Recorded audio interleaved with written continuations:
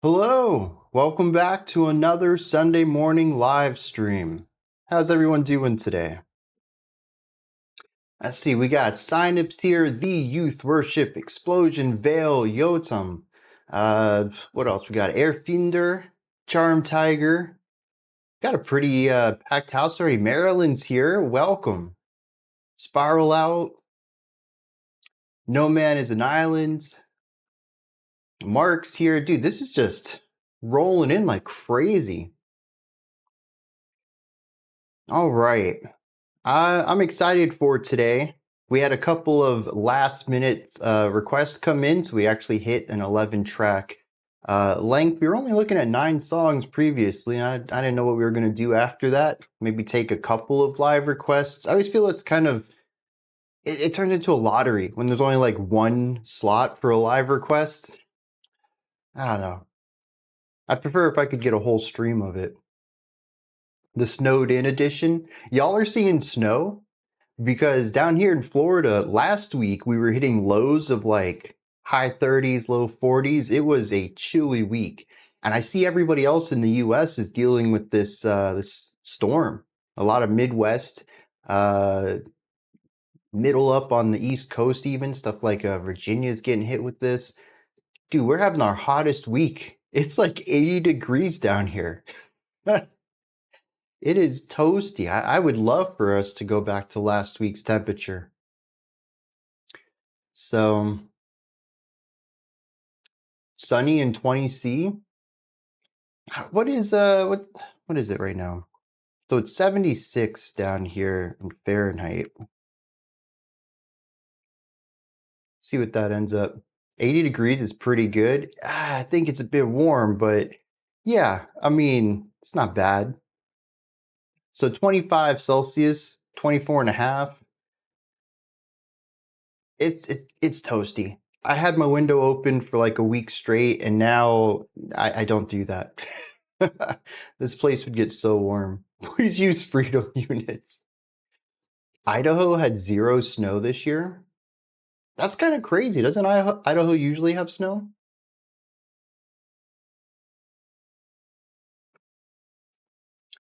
All right.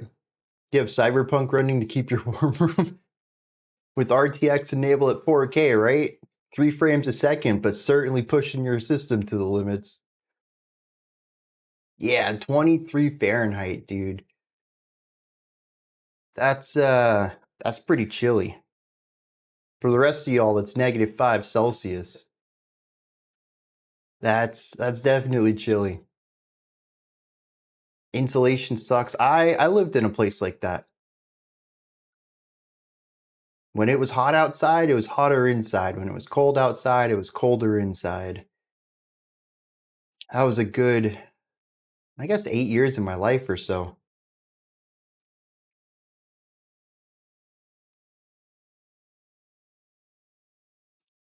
All right, let's get things rolling. Getting a cold front soon. Highs in the 50s, dude. I'm looking forward to that. 55 is like my ideal temperature. That's like getting below 55 is where I start needing a jacket. Maybe I'm gonna wear pants instead of shorts. So yeah, that sounds good.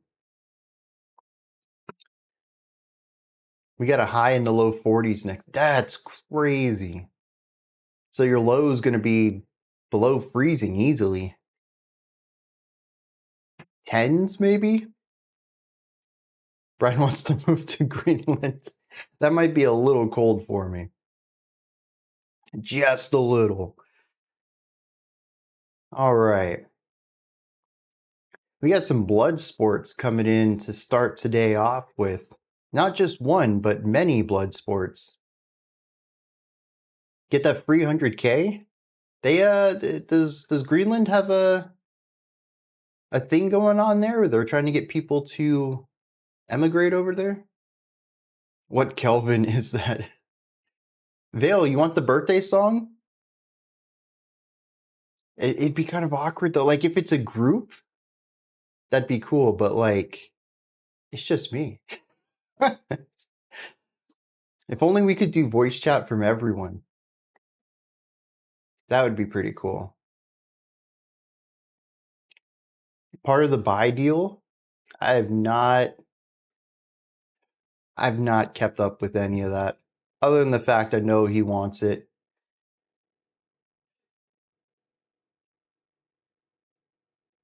That's crazy. Keeping things a bit lighter though, let's dive into some music here. We got one from Vale, No Context. We got a birthday stream, birthday selection. Let's check out what's going on with Bloodsports. Too hard to keep up with it all? Absolutely. Absolutely. Something wild, groundbreaking, and interesting is happening 3-4 times a day, every day. He wanted to buy Greenland for 800 mil and give 100K to each resident. Not keeping up with it is the best you can do. I like to stay informed.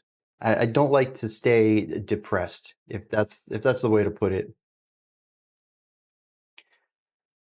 All right, let's kick it. See what's going on with Bloodsports.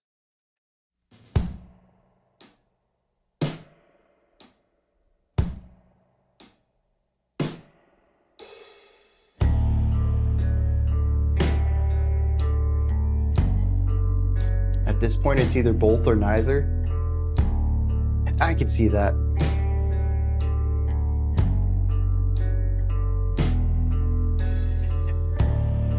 With an artist title of Bloodsports, I really expected this to be a bit more energetic. I came into it with a lot of energy, and it's not giving that back to me.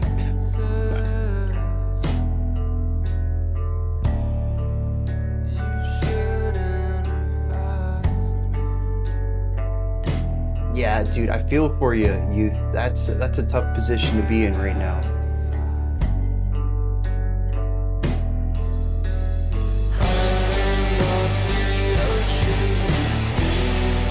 Okay, that's a fair understanding of the title of the song.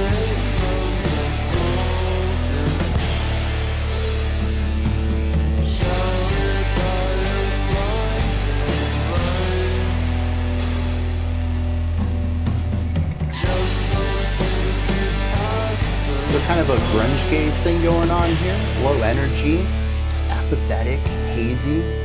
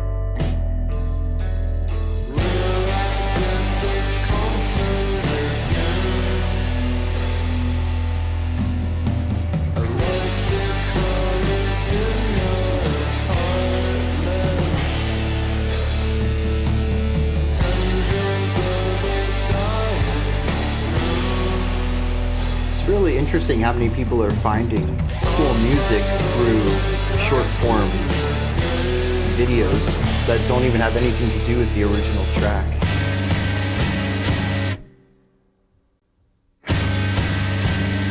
What is an HM though? Is that one of your HMs from the top 10?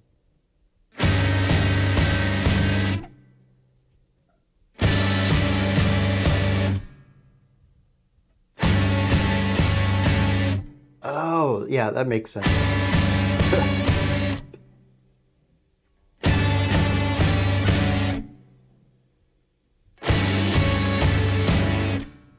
I'll take some time with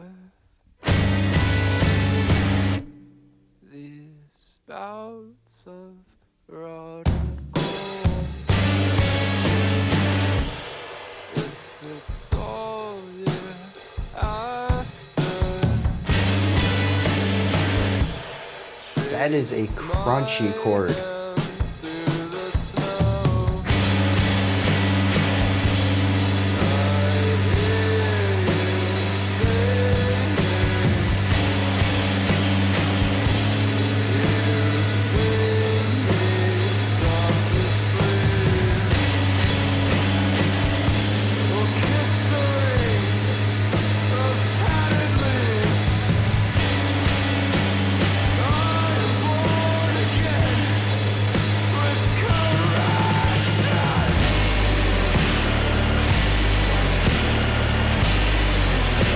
We're getting in chat pile territory here.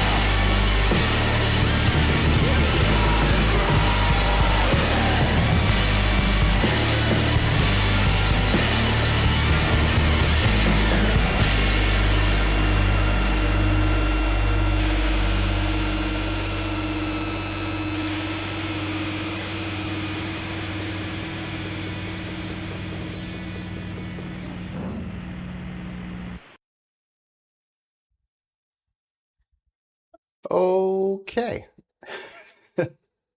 That's a track right there. I think artistically this works really well. You have the slow build up starting from basically nothing. The beginning of this track just it's so tame, it's so empty, it's sort of devoid of anything. Even from the vocalist, you don't really get too much emotion, just a lack of being, a lack of energy, just kind of putting the bare minimum in to get the words out. The album's 100% worth checking out, but it ends in such a maximalist place, and I think the buildup, as many people mentioned, is warranted. It's cathartic. It hits that big impact at the end of the track.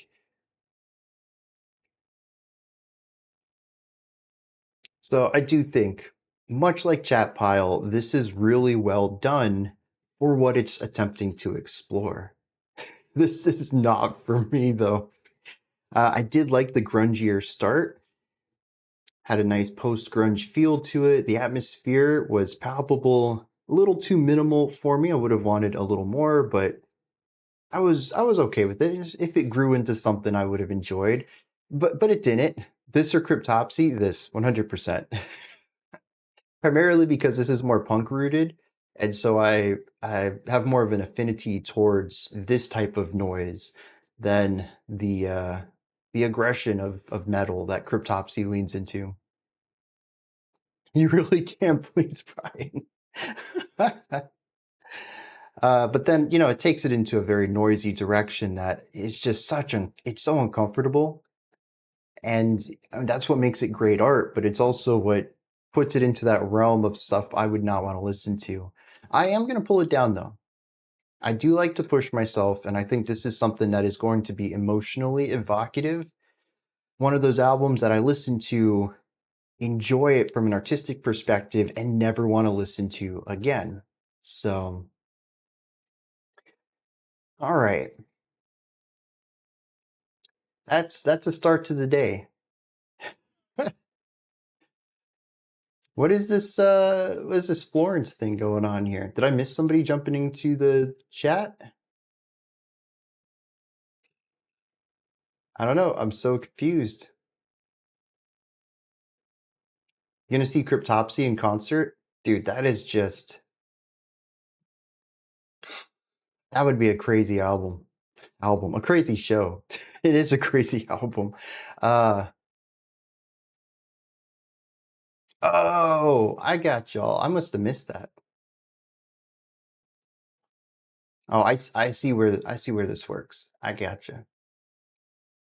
Well, hello, Florence. Charm Tiger. Your dad's pretty cool. No, no lies spoken there. At this point, pretty comfortable with giving Brian stuff that I'm gonna hate or I'm gonna be iffy on. Yeah, there's a few of you that are just like, nothing I enjoy he's gonna be down for, but he's gonna appreciate it, and I'm gonna get him to listen to it. And you know what? I'm here for it.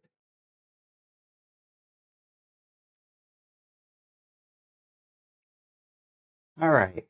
That's a heavy start to the day. But I think do make say think. Is that what this is called?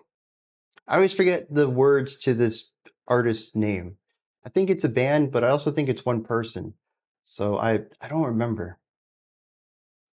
We're gonna check out The Landlord is Dead, though. I think things are gonna be on an uptick as far as energy, but maybe not necessarily for emotion. These guys can, I think, get kind of noisy. From Greed with no context. All right, no one wants to give any context today. Found this randomly on Spotify one day. All right. There's a joy in watching Brian really enjoy a song, but another kind of joy in watching him suffer. That's fair. That's fair. All right, let's dive into this one. This track is very dynamic. The loudest part of it is going to be just as loud as the last track, but there's also a lot of quiet parts in here. So I'm going to mute myself as always with tracks like this, and I'll unmute myself when the song is over. Let's dive in.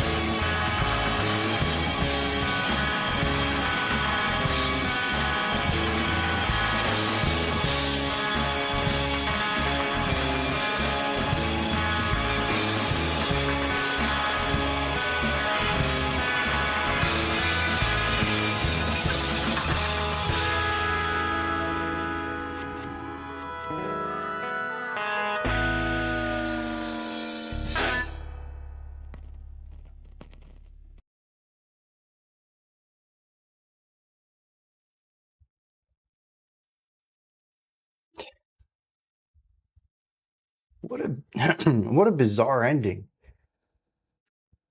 I think generally I enjoyed this track.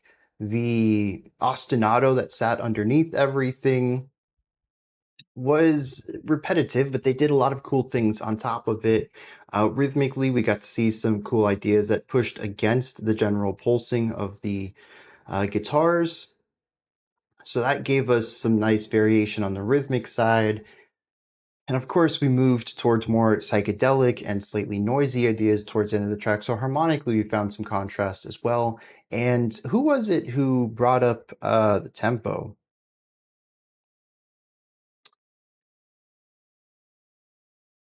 Veil. Yeah, dude. I think it was. I don't know how fast. I don't know if the entire track was a gradual accelerando or not, but there's definitely parts of this that were faster than where we started. And I don't know if those were immediate changes, tempo shifts, or we're talking about a gradual increase of speed over the track. Very interesting decision there. You can feel it, but it isn't like right there in the forefront. It's not a drastic sweeping shift. And much like the slow buildup of the layers, this is a slow buildup of speed. All of it comes together into something where the intensity just continues to build. The walls are closing in, but you haven't quite noticed it yet. It's a very slow increase. Yeah. Felt like it was incremental though. Okay. So like every 4 bars or 8 bars or something, it would jump up a couple of BPM. Yeah, that's a cool technique.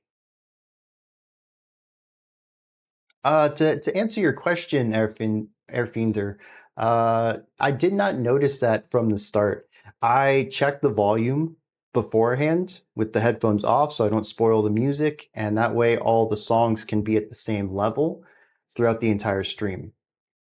It's a brute force type of audio normalization, and I knew this one had really quiet moments and really loud moments, and just I mute myself during those just in case. There's an uncomfortable uncertainty with your landlord dying. Ooh, good read on that. But yeah, I'm not psychic. I'm not. I didn't hear 2 seconds of the music. And I'm like, oh, geez, this is going to be dynamic. No, I'm not. I'm not that skilled. Tortoise. Have I heard Tortoise before? The name sounds familiar. This did nothing but bore me until it got louder and drums came in. I feel like that's a double-edged sword of a lot of slow burn stuff. The context makes the basic framework make sense, but the basic framework isn't always engaging by itself. The point is to move from bare bones to fully featured. And I think that's one of the reasons why I tend to enjoy slow burns that move a bit quicker. Maybe start with a bit more meat to it, and instead of one idea every repetition, 2 or 3 ideas, more of a quicker growth. Because, yeah, I've had that issue with post rock in the past where the end is cool, but it took a long time to grab my attention personally. Okay, yeah, so I have heard Tortoise.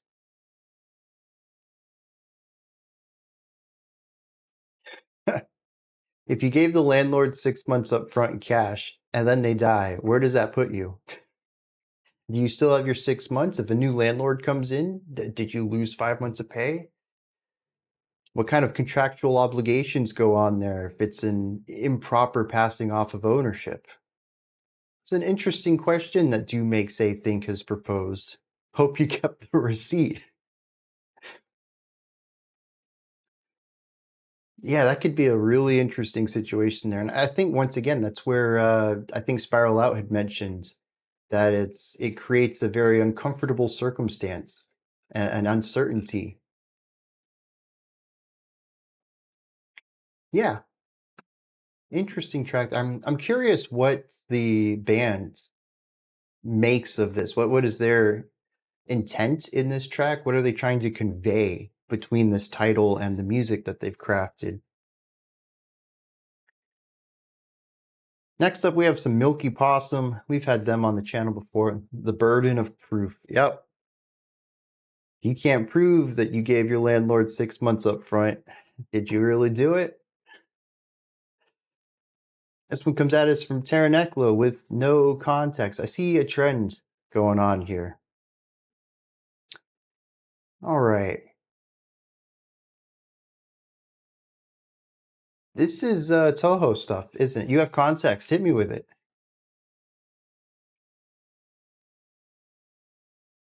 Because we've checked out Pika Dreams before. And maybe that's why I recognize Milky Possum. Most played track from 2025. Short and loops pretty good. Go figure. All right. Check this out. See what's going on.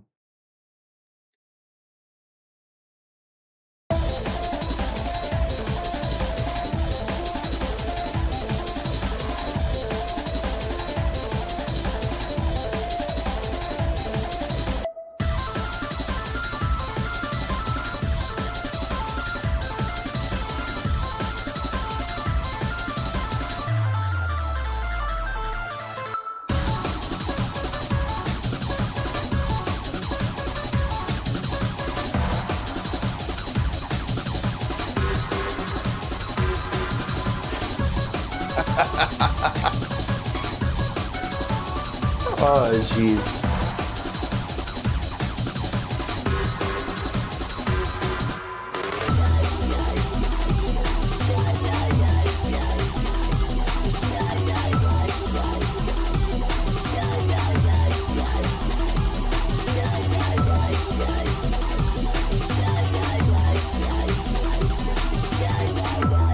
It's very unsettling.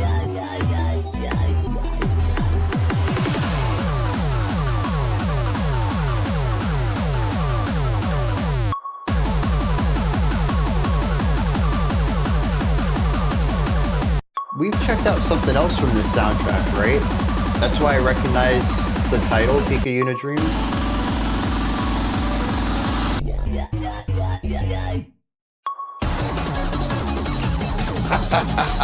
The light hit in the emptiness into this full sound. That's just...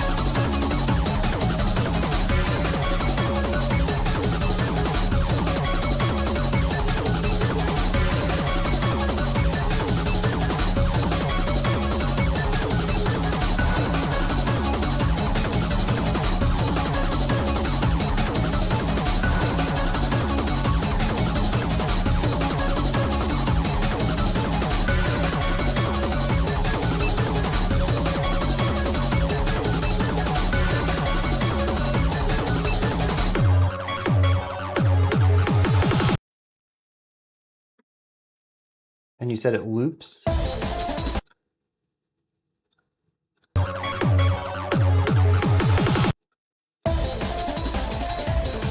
Yeah, that's a solid loop right there. Oh, man.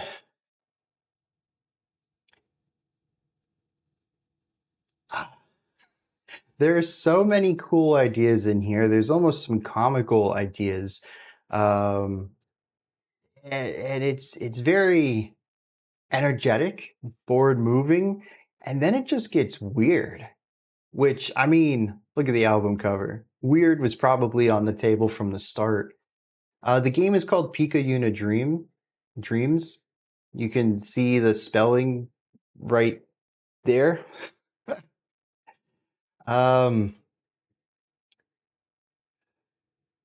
But it gets weird, dude. It's got that Vocaloid thing going on that's just very unsettling. And the atmosphere gets kind of wonky. There's almost it's a sound to the percussion. It's like a reverberance, almost like hitting a bell. It's large and imposing in a way that drums aren't typically, especially not electronic drums. These very sharp, bright snare hits.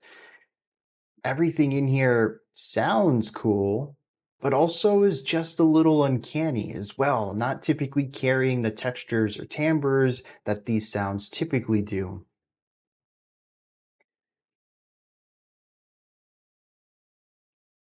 But it certainly pushes me. towards the end of the track. This song doesn't let up. It is incredibly dynamic. There's so much contrast to it. And I pulled up the Steam page here, and I remember looking at this last time the soundtrack was brought to my attention. It looks wild. I think that's the only way I could describe it. It is in my wish list, though.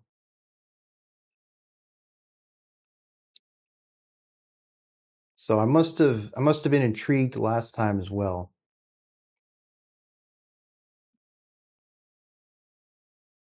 Yeah, buffering is going to be, well, it could be on Twitch for sure, but also probably on your ends. I'm seeing nothing. I have 0 dropped frames. Still, I'm loving this. This is so great.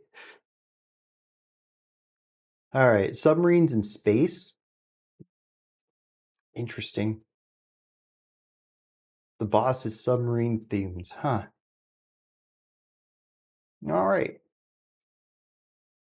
I don't know what else to say about this one. It's energetic. It's kind of weird. It matches my expectations based off of the album art. And I do need to grab this game one day.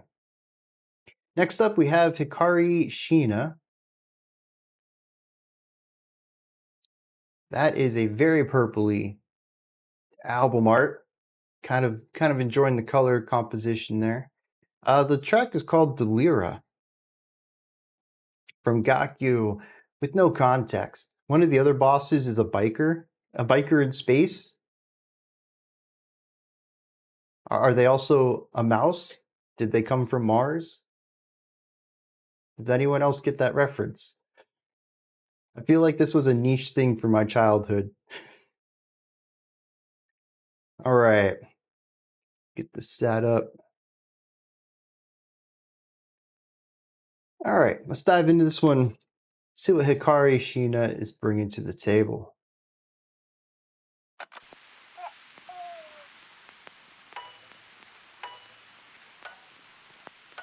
Yeah, Biker Mice from Mars.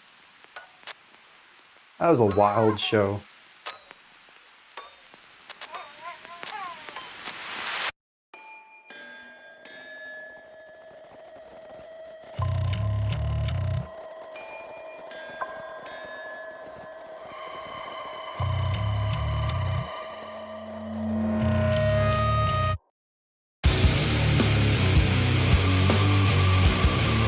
I don't know Jason and the Wheel Warriors.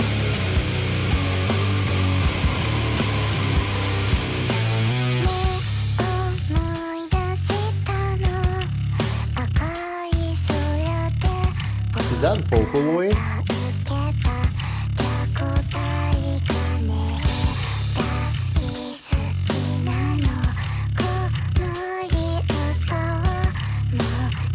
Guitar tone in 180p.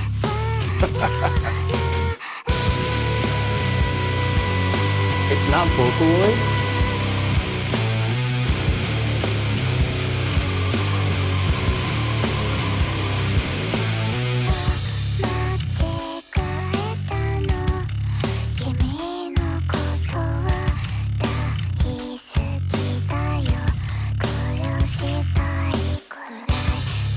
High glucose factor. I like that description.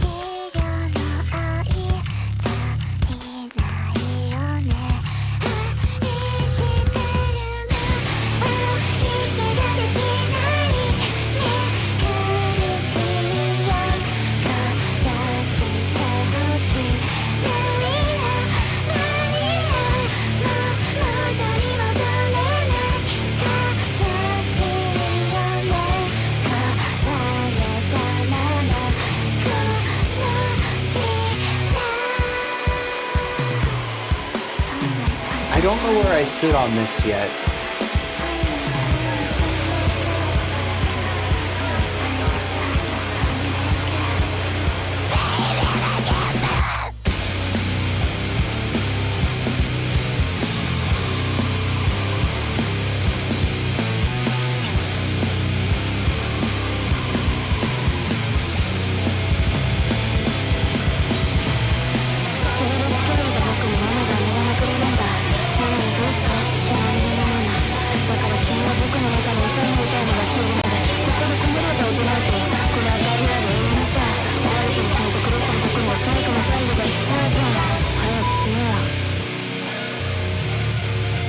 random sensor beat.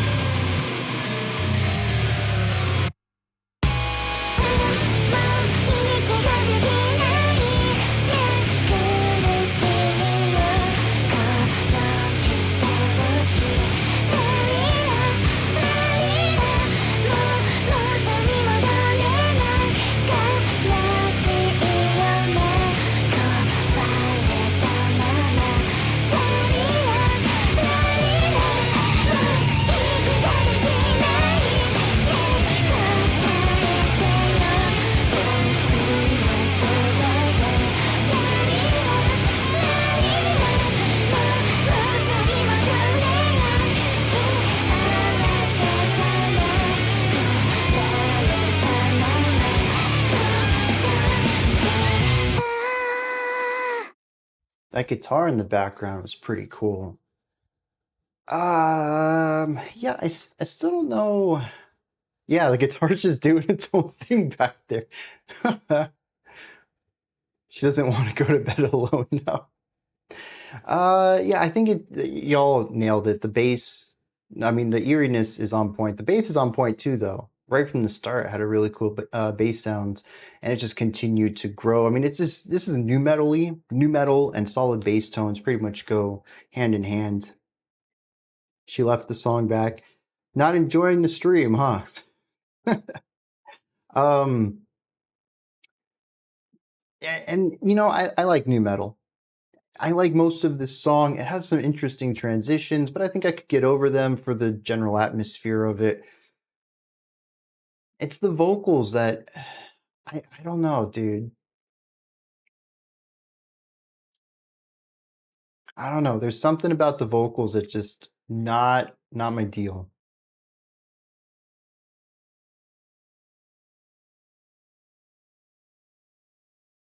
The harsh was fine. I do like the layering on the cleans though. It brings in like an airy, lighter sound with a more full-bodied, higher sound.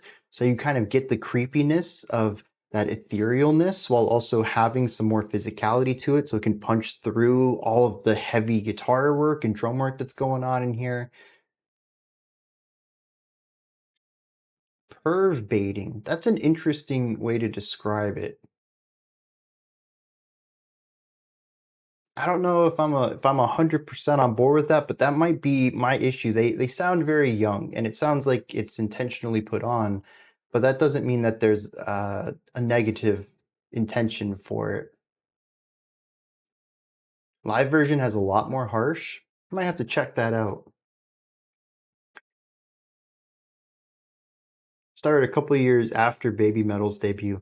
I might dig into more of this and see where other songs take me. I'm kind of 50-50 on this one right now. But as far as female-led new metal with cleans and harshes, kind of don't have a lot to pick from these days. So I'm willing to give it a shot. Baby grunge.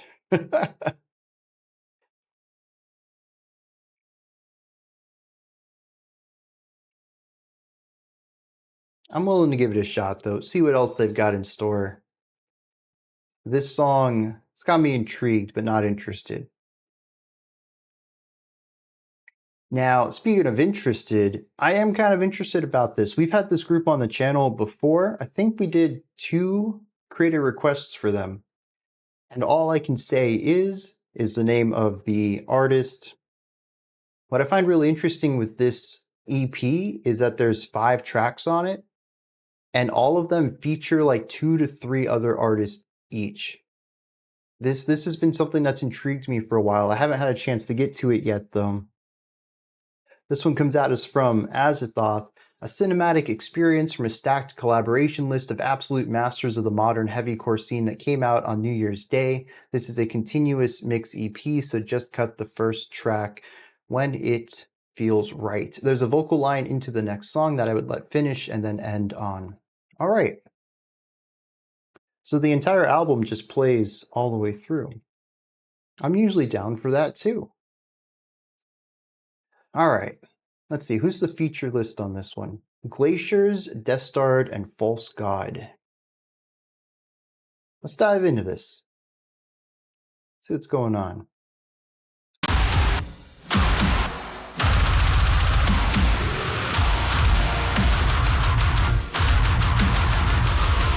I'll definitely check that one out, Skyweb.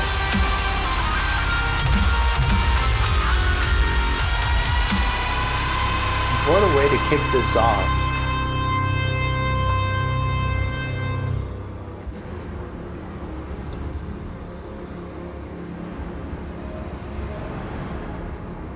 Isn't that it's Universal Pictures jingle, right?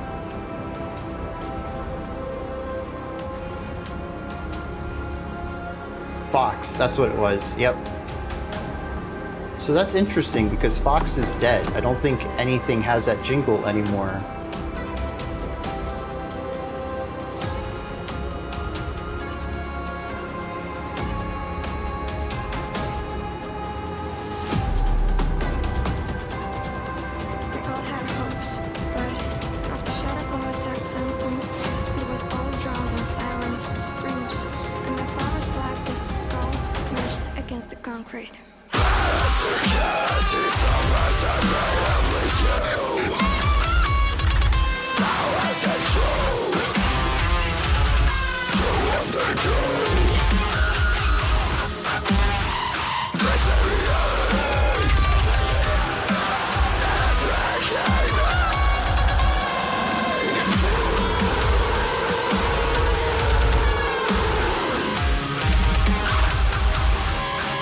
Dude, this is filthy.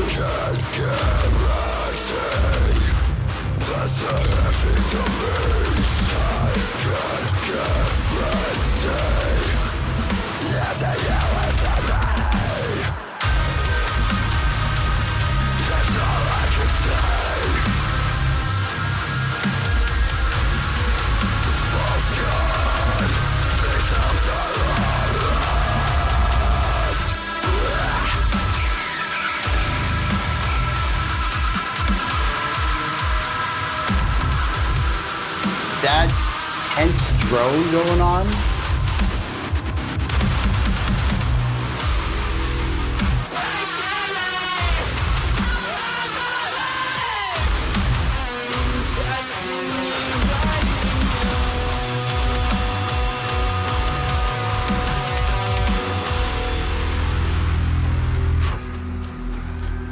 Wait, that's the end of the first track already?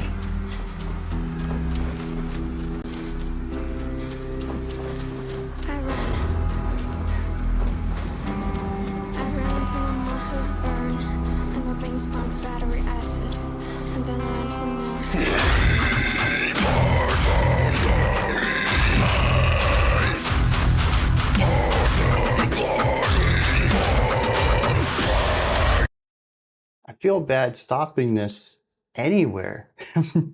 But if I don't stop it, we're just going to be here for 16 minutes and listen to the whole album.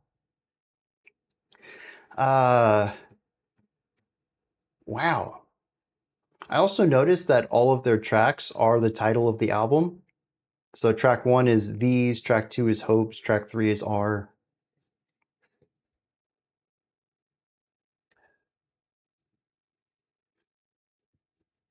It's gnarly. It is gnarly. I'm not really here for the deathcore vocals. It's almost a little too aggressive, but I do want to check it out though for the guitar tones. Much like Unprocessed put out last year, this feels like guitar work done through the lens of electronic music more so than metal. It's all about textures and sounds and shifting that up from moment to moment rather than focusing on riffs with a consistent guitar tone. Too core for you?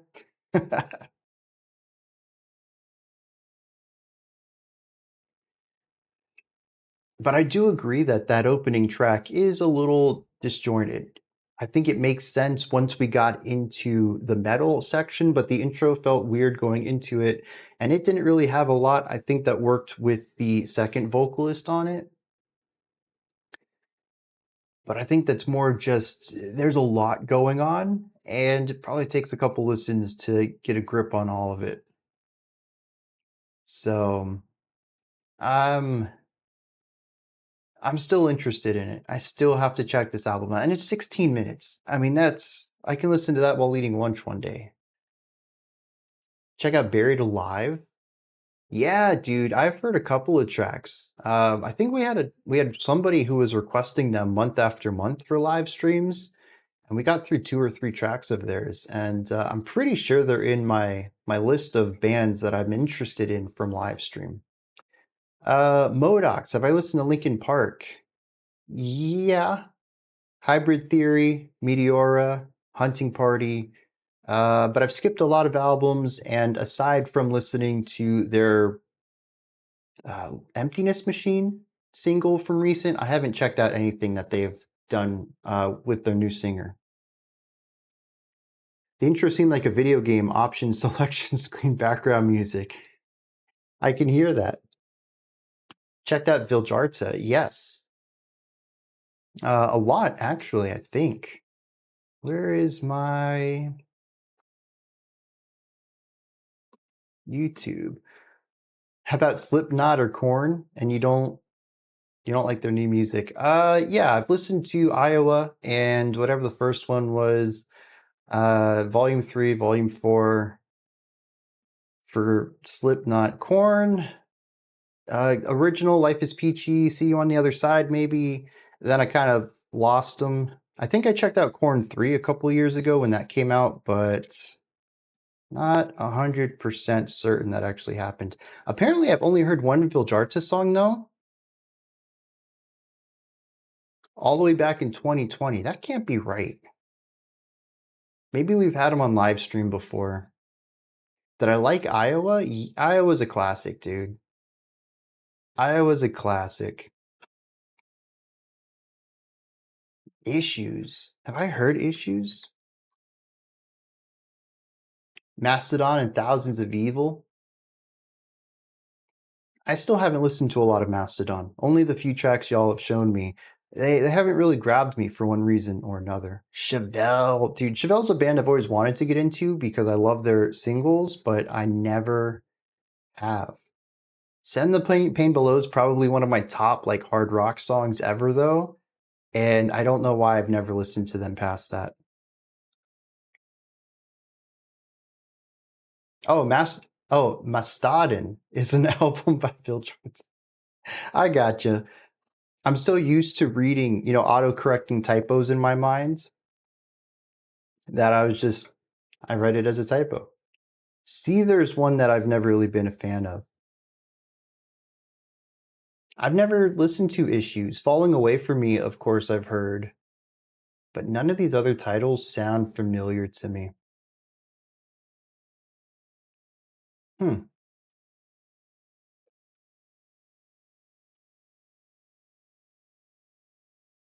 Yeah. See, I don't know. They've never clicked with me. They're good at creating hooks, but not good at creating interesting atmospheres for my mind. System of a Down, I have every album of. Wow, we're asking a lot about popular bands here.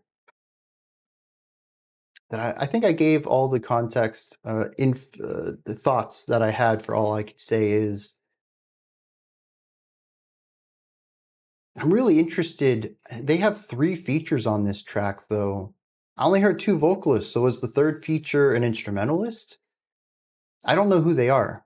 Azathoth had mentioned that their feature list is jam-packed with names. I assumed they would be ones that people knew, but I don't recognize any of them.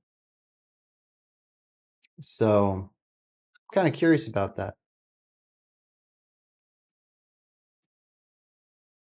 Issues was your college album? I don't know what my college albums. I don't know, dude. When I think about things, there's 3 bands that I've played on repeat for like my entire life.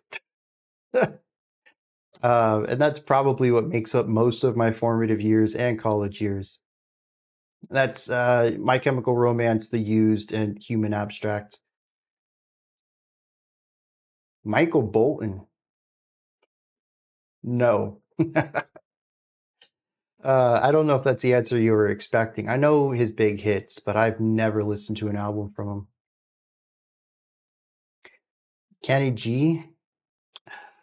Nah, smooth jazz was never my jam. It's like the sound of jazz without all the stuff that makes jazz cool. So he does it well though. I'm not gonna discredit the guy. He's solid. All right, now you're just trying to get me sidetracked. How did you both get on Celine Dion at the same time?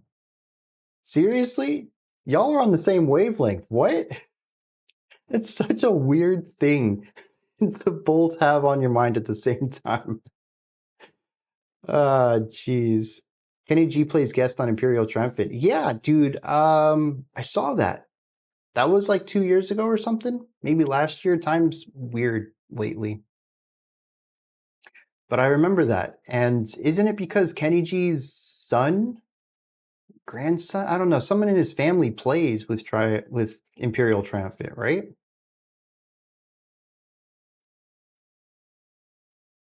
Yeah, okay. Yep, that's what it was. I don't know who Chris Ria is. I'm going to start getting this ready for the next track. We're going to be here all day asking me if I've listened to different artists. I don't know Grover Washington, though, which is interesting because all of your questions so far, Modocs, have been, very popular stuff.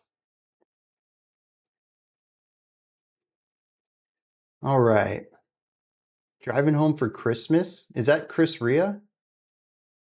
Or is that Grover Washington?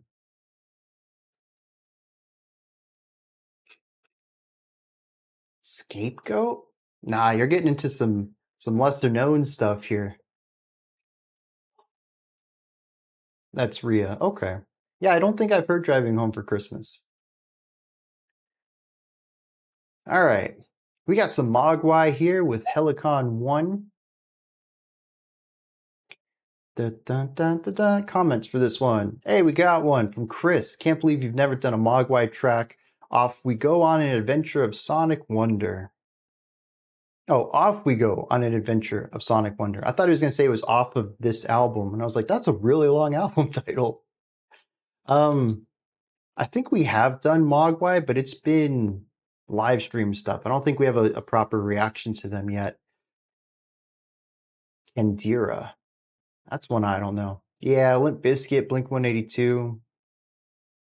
Not a big fan of either of them, but obviously I know of them. If they were on the radio in the 90s, 2000s, I know them. Yeah, I've never had Mogwai on. I'm pretty sure we have a couple of live streams though. I'm gonna check this real quick. I have heard them before. Looks like July of 2022, June of 2024. That's it.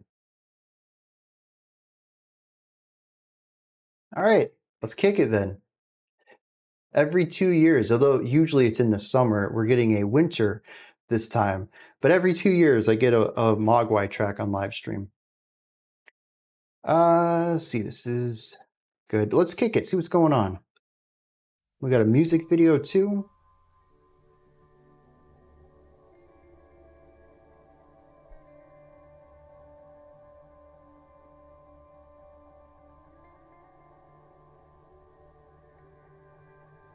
Mogwai is good for wintertime. It's a quiet opening here.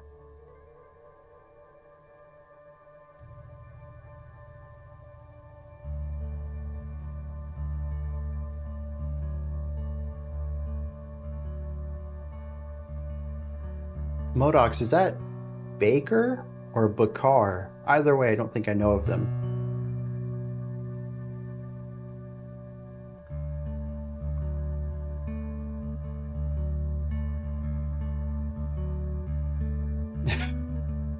I didn't even realize that Youth was getting me to purposely derail the stream.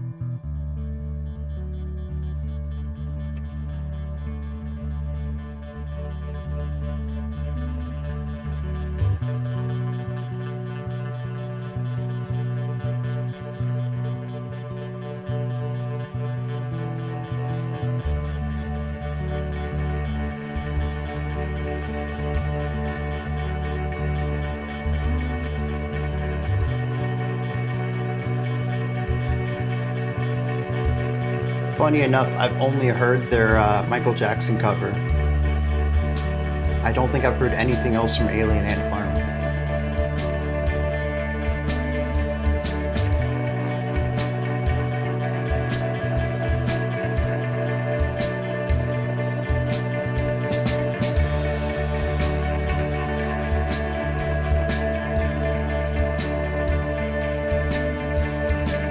Cursed by that cover. I think it's because that cover got so much attention. Made them famous, yeah, but no one cared about anything else.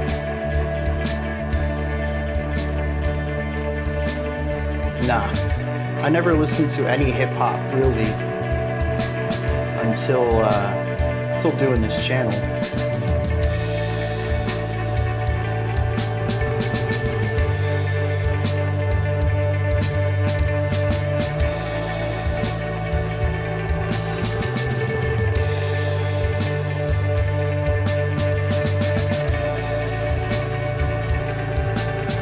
Yeah, the heavy reverb on the 16th note picking. Yeah, 16th note definitely gives it that nostalgia.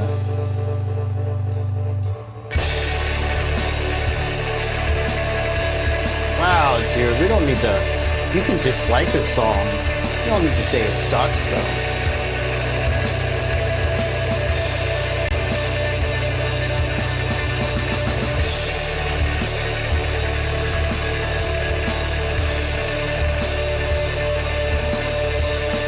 Dude, that sucks though.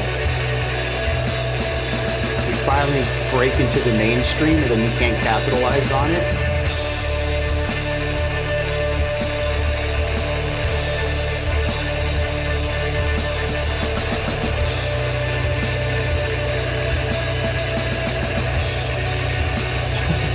It's like this. There you go.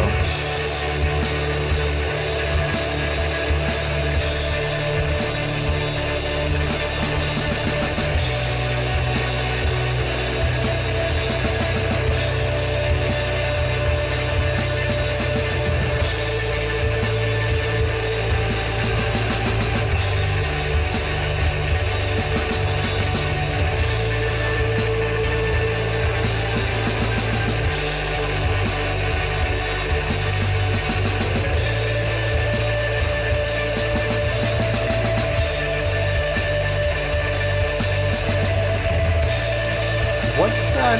I always forget their name. Explosions in the sky.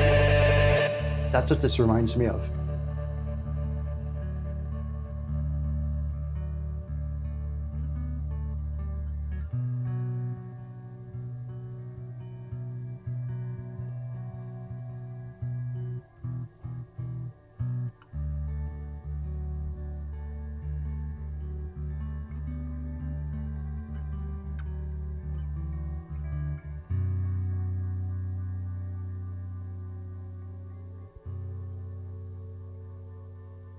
I'd wager that most atmospheric tracks like this work really well live.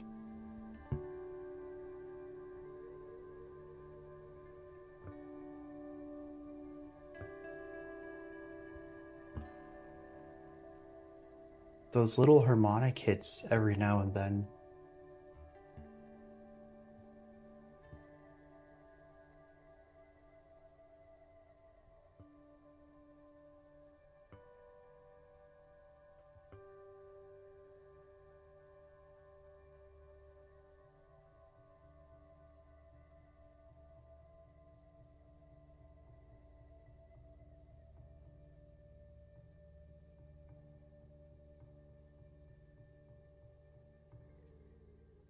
You don't think it makes sense to have sad music during a concert?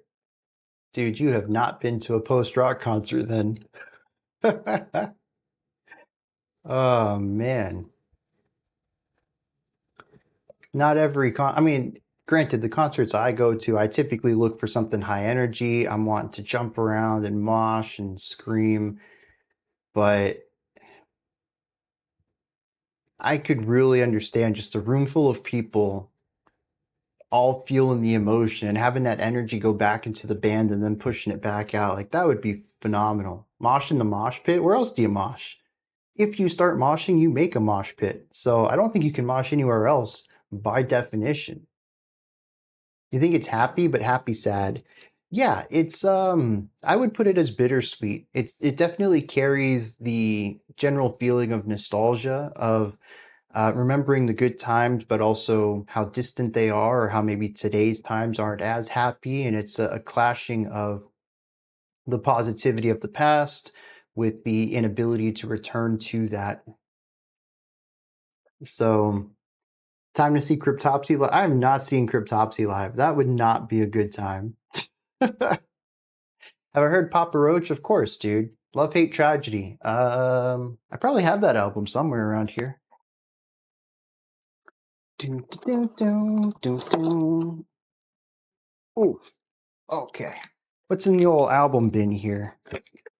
Also, I told y'all, I think it was 2 weeks ago or something, about sort of like guilty pleasures of old formative years, and I said edema. I got them. They are in my to sell pile, but I have not sold them yet. Not many people want edema albums, but yeah, self-titled and unstable. What were we talking about here? Oh, Papa Roach, yeah. Oh, I don't know where Papa Roach is actually.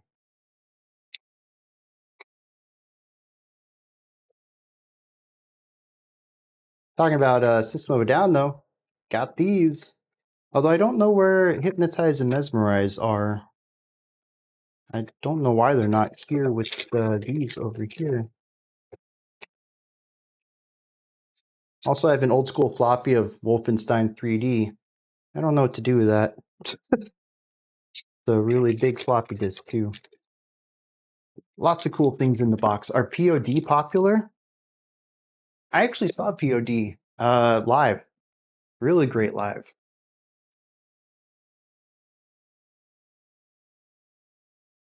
All right. Why is this the thing today? Everybody's got to know what I've heard of.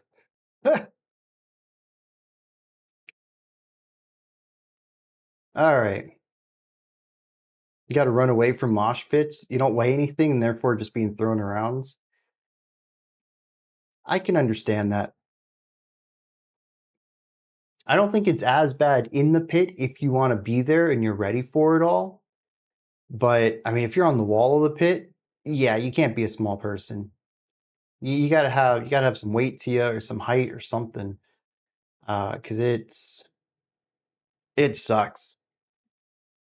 But I mean, back in the day, I was like 130, 120 when I was in like middle school, high school, when I started going to concerts. I'd get right in there, man. Nothing but skin and bones.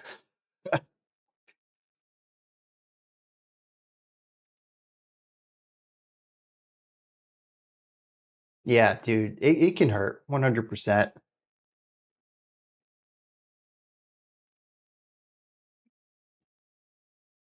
Loved mosh pits when you were a tiny 15-year-old. Dude, it's just, I mean, I guess it depends on the mindset. Like, I loved being thrown around though. Like, I don't know, I was an active kid though. You know, I did stupid stuff all the time. I loved to climb stuff and I don't know, being thrown around by people bigger than me. That was a blast for me. It was like an adult ball pit. Too much sweat and grease in a mosh pit. It's impossible not to get sweaty at a concert though.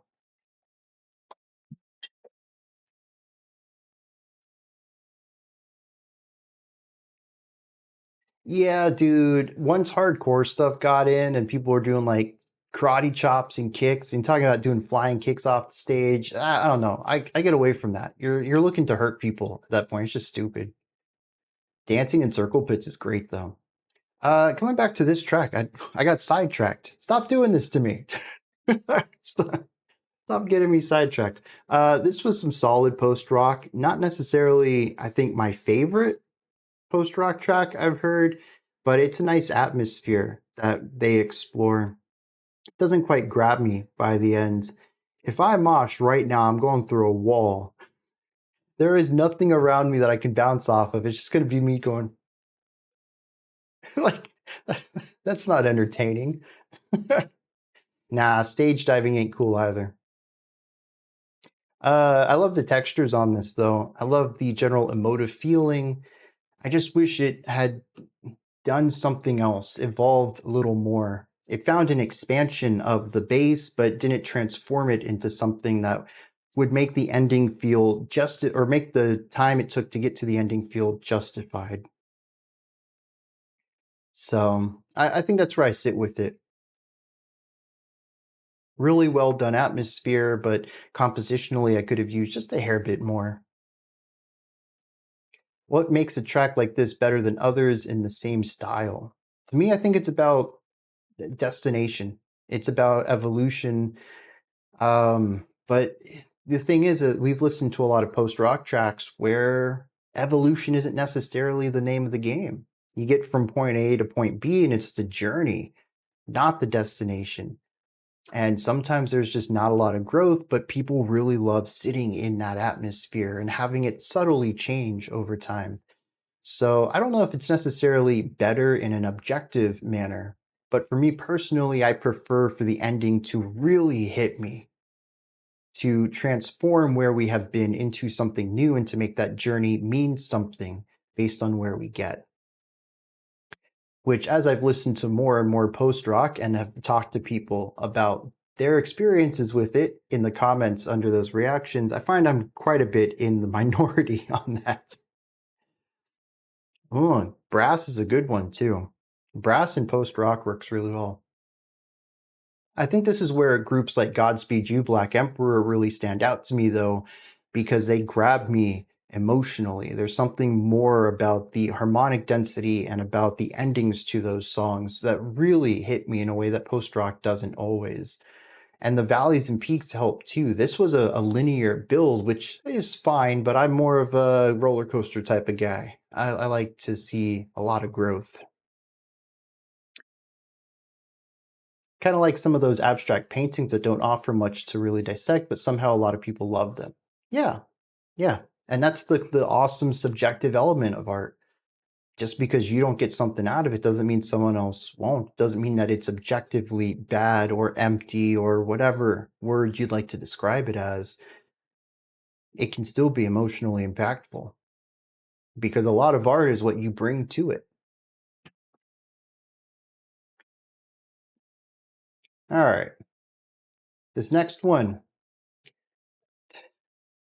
Cockroach. Why is this a band name? People, man. Tried Mogwai in the late 90s, early 2000s, but still can't grab what they intend. Interesting. Oh yeah, Meniscus. That was another one that was pretty good. There are some things you can measure objectively. You can measure it objectively, but you can't subjectively attribute value to it. I agree with what you said, but I think it needs the extra part to it. You feel like I said that name without the space. I'm not repeating it. This one comes at us from Spiro with no context. I feel like you can't give context to this. You just have to let people experience it. The long-awaited sequel to Papa Roach. Jeez. All right, I'm kind of scared. Let's dive into this, see what's going on.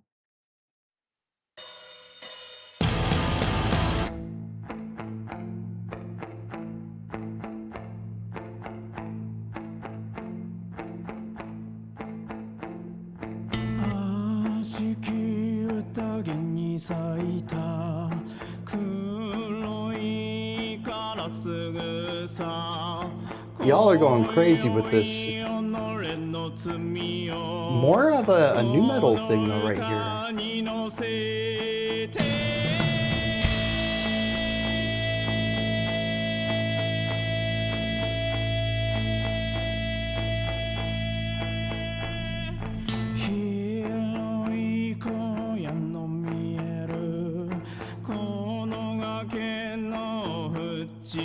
Yeah, same.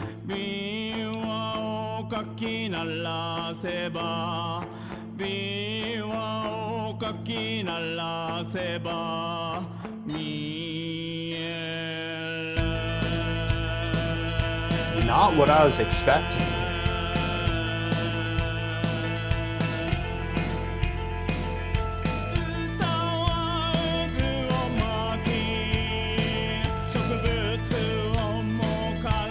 I looked it up. The biwa is a Japanese lute.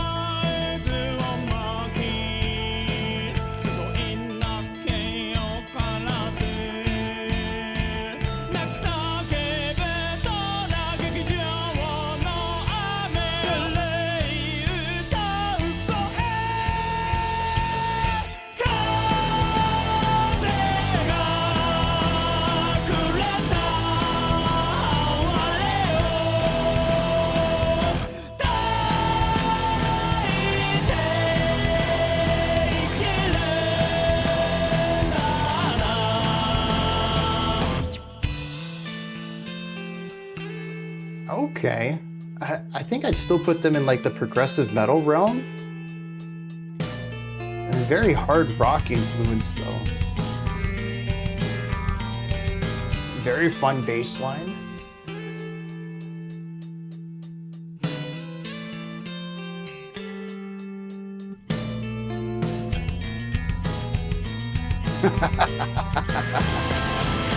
What in the world?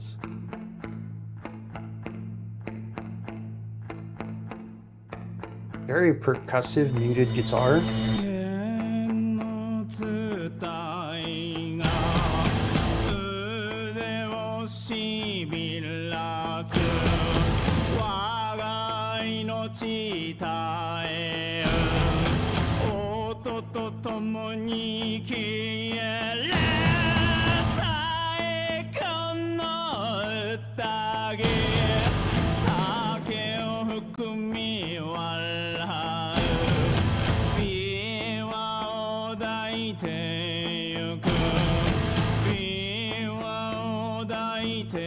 If a random reggaeton section came in here,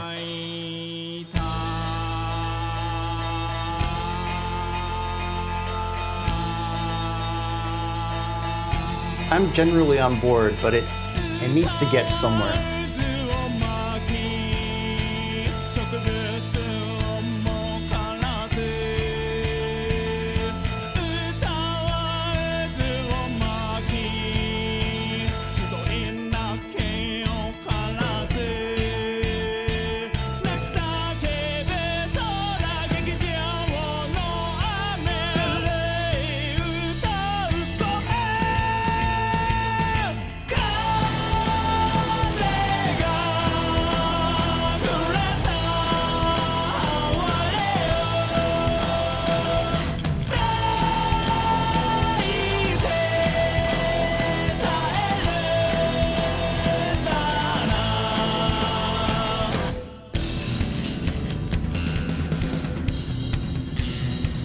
Another wild shift.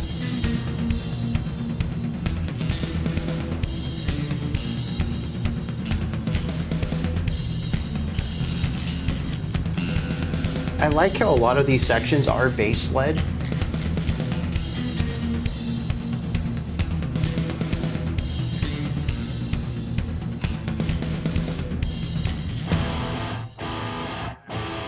Oh, it's red. It's gonna get heavy, right?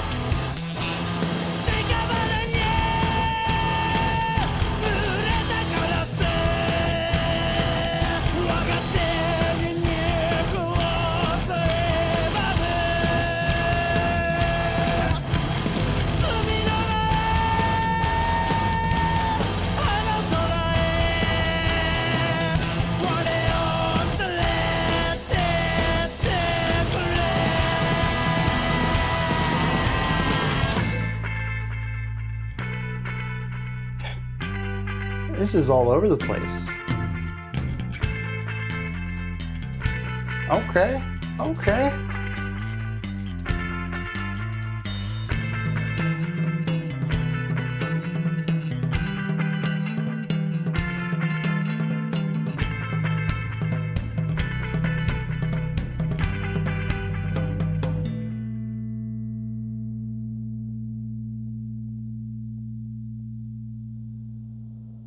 Oh.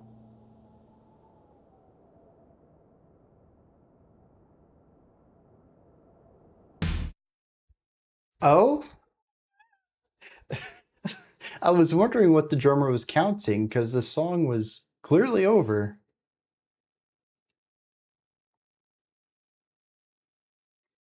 Uh, I wish I could read more of this. I see 2026. Rate Your Music says this is coming off of their 2026 album, but there's no date for it. I don't know if that's just Rate Your Music not having the information or if it's literally not out there yet. These guys have been around though since 1996, releasing their first album in 2001.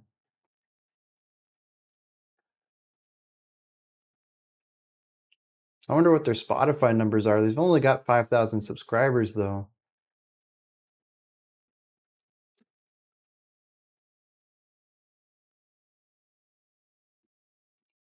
I don't know. Jeez. Oh, Youth Worship Explosion. You beat me to that on the 96 thing. I feel like there's some cool ideas here. Generally speaking, I like the bass-led sections. I like the vocal melodies, whether they are more expressive or more chant-like we saw at the beginning. The rises and falls. This song has contrast for days. It just never really clicks. It feels like it's always building into something that never comes. And when we reach a peak that isn't, at least where I feel the energy has been going, we've come up in energy, but we haven't like let go of all of it, right? We haven't had that moment of catharsis yet. As we're edging towards that, the song quits and we drop back down to nothing once again. And I think that's part of what makes it feel so disjointed. I saw someone had mentioned that it felt like 2 or 3 tracks spliced together. I think that's really the part of it right there, is that it never feels like it completes its journey at any point. But this is just one track, and I think aside from the structural elements, I do like their general sound. This track just didn't grab me. I'm going to pull it down. I'm going to try to keep an eye on this. If any of you all see it released, please let me know. Throw it in the new music area of the Discord. If you don't use the Discord, DM me, send me a comment on YouTube. I don't care. Let me know. I want to hear this when it comes out. But I'm 50-50 on it. I don't know if I'm going to enjoy it or not. But it is novel, it is progressive, it is bass led, and there's some really cool rhythmic ideas in here. The atmospheres are consistently solid. It just never, passes that threshold into greatness. Maybe that's what the song's about, waiting for something to come that doesn't. Absolutely true, too. I'm only getting half the equation here without having the lyrics. So I'm glad to see a few of y'all are putting this on your list, though. I saw Pear was interested in it. Mark's looking forward to it. Seems like it could have hit a slightly heavier part. The heavy bits are still thin. Yeah, I don't know. I wish I could put into more words where I think specifically it fails, because it's not a general overarching problem I have with it. It's little pieces everywhere that's kind of adding up to something that isn't quite clicking with me. But a lot of these ideas are a bit more invisible. I mean, some of it could even have been production for all I know. It's just, I would enjoy it and then I would not. And then I'd enjoy another part and then I would not. I'd lose that connection with it over time. Every section started strong, but never quite went in a direction that I liked. Very intriguing, though. All right, we got some brand new Static Dress ahead of us here. I think this is Screamo, post-hardcore. I think I've listened to Static Dress before, or maybe I've listened to a collab with Static Dress. Either way, I'm excited for this. Charm Tiger's on board with them as well. I think this is a song that lives a lot from its That I feel like I did not connect with it, partially due to me not speaking the language. Absolutely. And see, I didn't pay attention as much to the subtitles either. So you thought I said Cremo?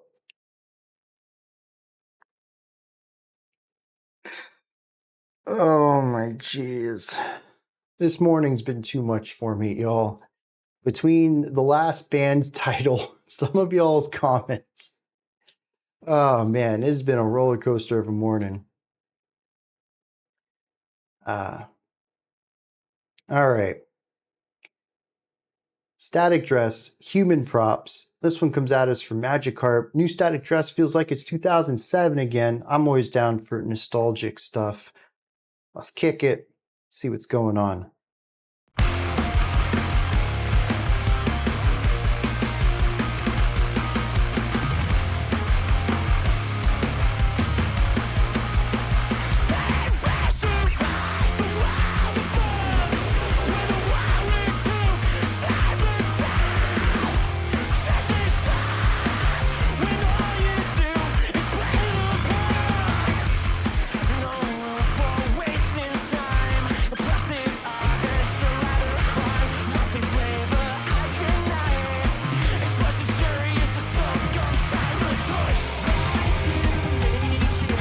Ooh, I like that effect. Lots of energy from these drums. Okay.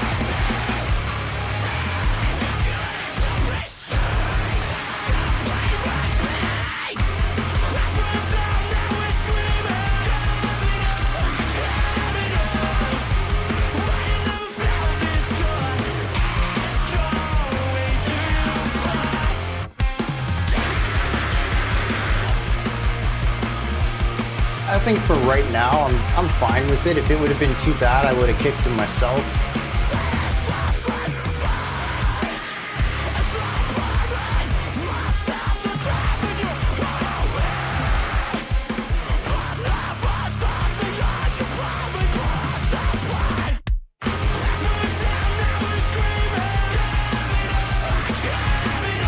The kicking composer.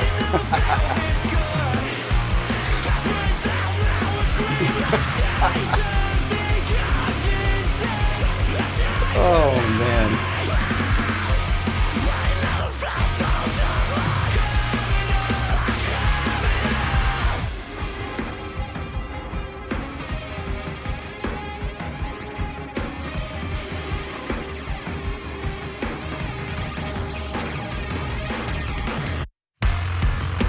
Oh, dude, that bass.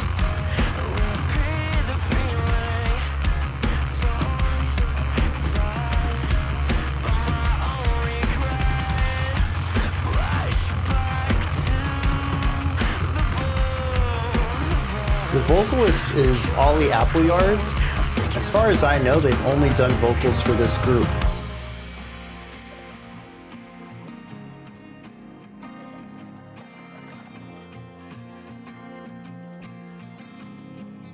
Yeah, y'all know this would have been played on Hot Topic Radio 20 years ago. Definitely a genre style. There's not much to these vocals that feel unique to me in the realm of like Maul's Screamo.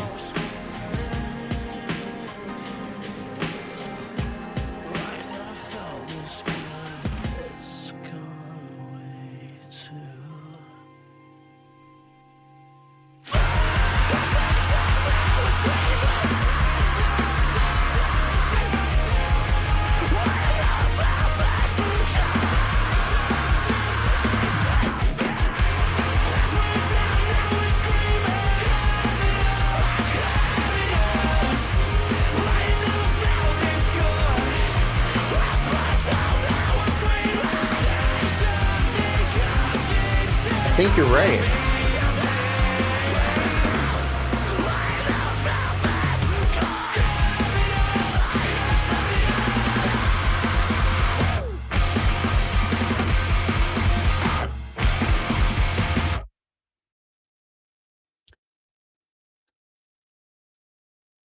Oh, he says screaming. House burnt down now, we're screaming.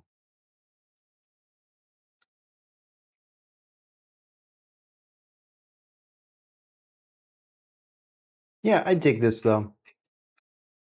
Pretty straightforward, iterative screamo, but I enjoy it. I'm always a sucker for the sounds.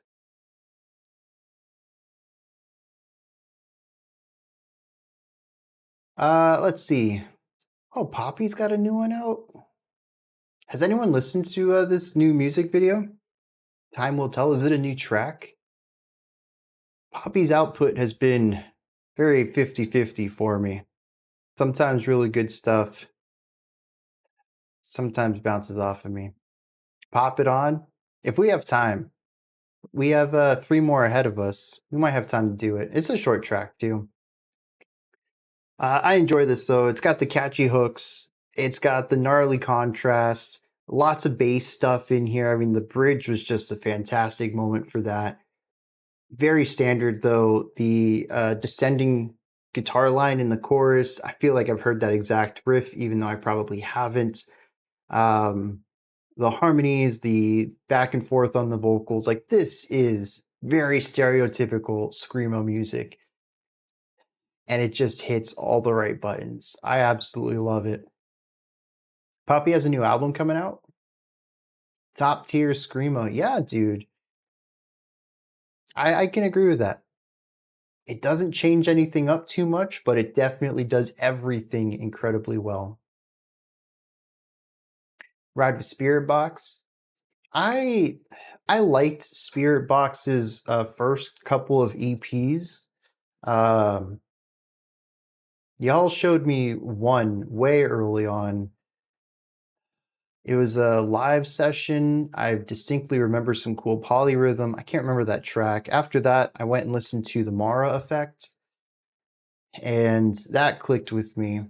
But their newest output hasn't, which is weird because it's poppier and you think I'd enjoy that, but something about it's just not working for me. It's solid, good 7 out of 10 stuff, nothing wrong with it. But I don't know. I changed the order of the songs. I don't think I changed the order. I did add 2 more. Never actually listened to Spirit Box. They're like metalcore, melodic metalcore at one point, alternative metal today. If you don't like metallic atmospheres with clean vocals, you're probably not going to like it.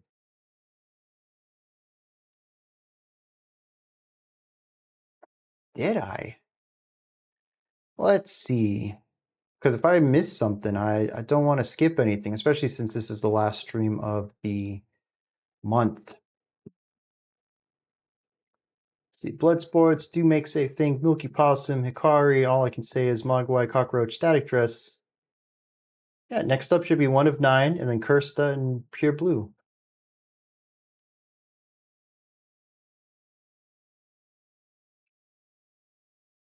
Did I misdo it on Discord? Boom, boom, boom. No, Discord looks fine too. The ladder should come before static dress. Oh, I wonder if I did it in here.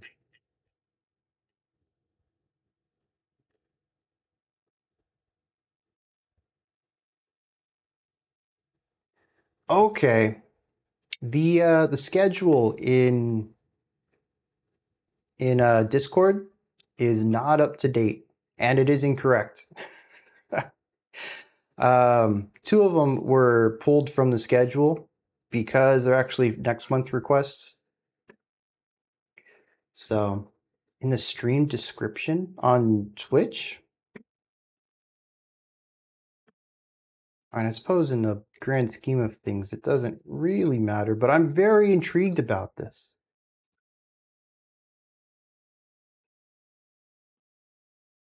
I got spots open. No, I still have 11 tracks today, but we'll see what happens. Oh, yeah. Yeah. The list I put under Twitch is wrong. I don't know how I did that. Krzta and Pure Blue are the last 2 of the day.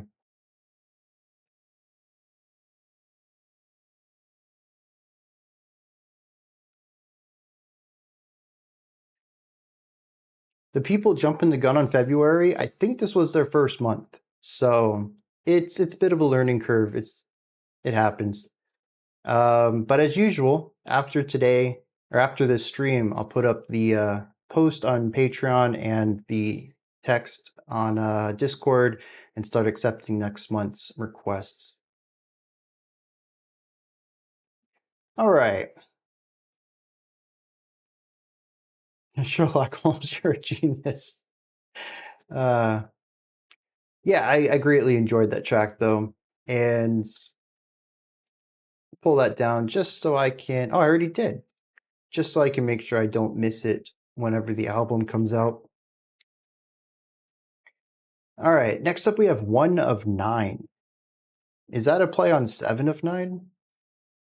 This one's called Dreadful Leap, coming at us from Zyke Me with no context. Is this black metal? I could see this kind of being like folk, black and folk maybe.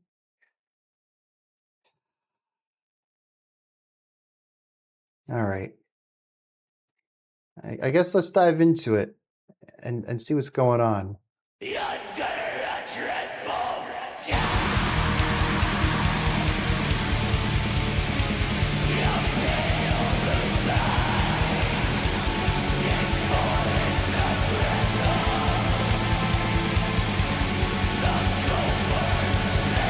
The expanded instrumentation is a nice touch, though.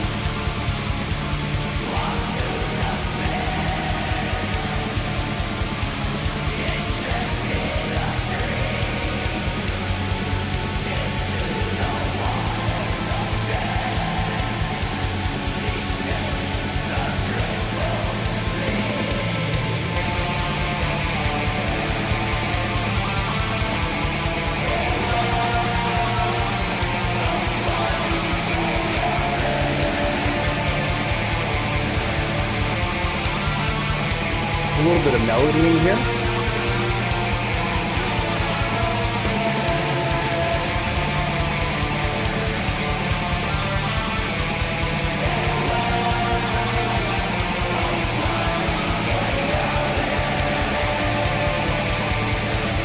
Do they make the production low quality on purpose? Yes, usually. This I'd actually say is mid-5 though.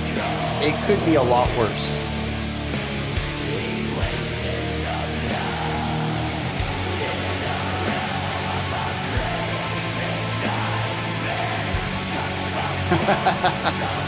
Good wordplay, Fair. You can post whatever you want. Ooh.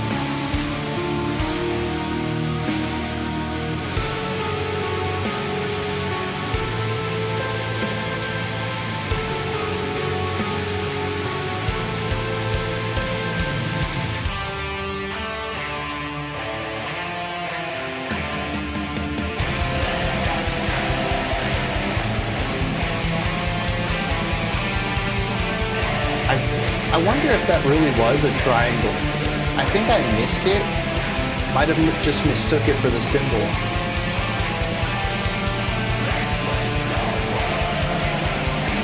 Yeah. That's what I'm saying when I say it's like mid-fi. It's certainly compressed in, but there's clarity to it. And for black metal, I mean, the bar's pretty low. That puts it pretty high in the production game.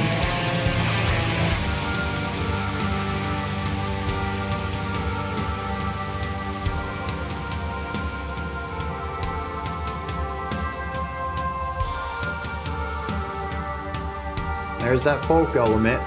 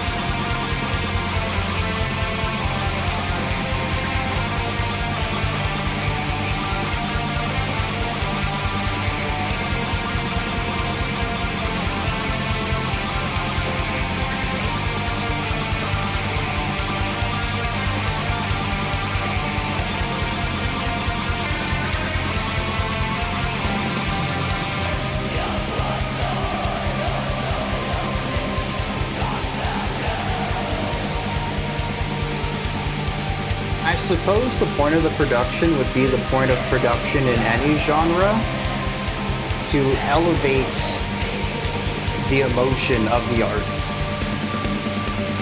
Black metal tends to be a very heavy style of music with dark atmosphere and lots of attacks, so having the production also be heavily compressed so it adds extra weight just allows that feeling of intensity to be amplified.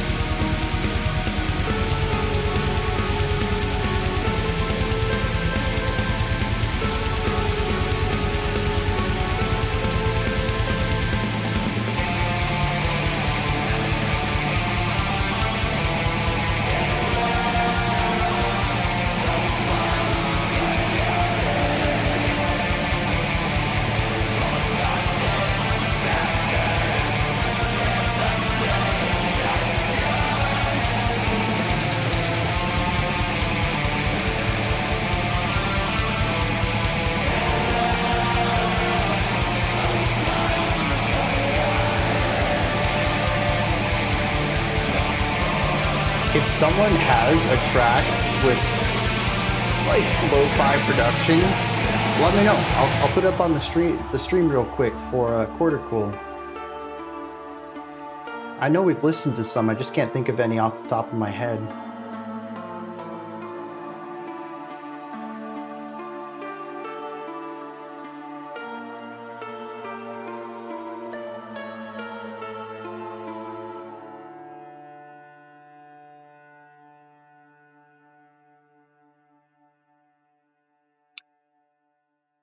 Yeah, I mean, it's a fairly straightforward black metal here for at least the metallic part of things. We've got the 16th note picking, although we drop it down to 8th note picking in some places. The drums are pretty intense throughout. We've got the consistent vocal screaming. I do like the expanded orchestration, though we have synthesized strings at the beginning, the possibility of a triangle. There was a flute and more of a folk-style drum in the bridge. I did enjoy some of those moments, and I do find that it is rather atmospheric and melodic, which is two things that I would want more out of black metal. Well, I guess not so much the atmospheric part. Most black metal is rather atmospheric. But I do enjoy the more melodic focus here, and not just melody of 16th notes, which is what melodic black metal tends to be. Even right there at the end, we had a melody from a guitar. I think, was that clean or acoustic guitar? Either way, it was a melody with varying note lengths to it. Something memorable and catchy. I really enjoy that. I thought that was a very cool thing to do here. But aside from that, I don't know that much of this stands out to me. It still feels like just, black metal in a lot of ways. And a lot of this track ends up blurring together for me, unfortunately, but that's definitely a me problem, not an it problem. All right. I'm going to pull something up real quick. Call of the Winter Moon from Immortal is unlistenable. Okay, I know we were trying to find something that's more representative, but I'm very curious about this. Let me see what we got here. Immortals Call of the Winter Moon. I'm going to turn the volume down a little. Not sure how loud this will be. Let's see what this sounds like.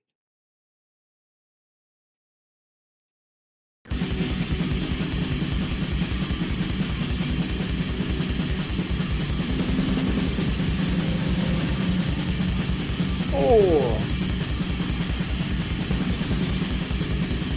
I'm going to skip ahead a little bit.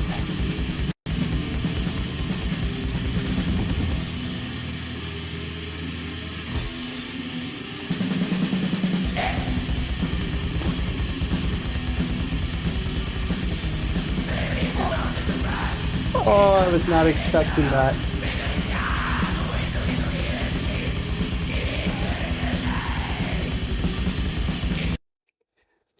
Yeah, that's exactly what I think of when I think of lo-fi black metal. Megafauna's Yoga, because honestly, that wasn't too unlistenable. I think, you know, I've certainly acclimated more to black metal. This will be the last one I check out before we move on. I'm really interested in this.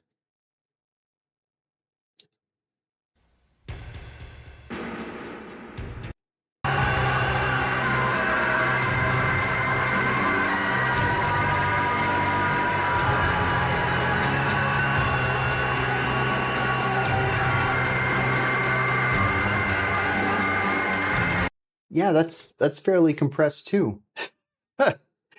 I don't know, dude. That's not my jam. I appreciate it, but dang, N64 vibes. Man, I don't get it. That's for sure. But I'm glad that people enjoy making it and other people enjoy listening to it.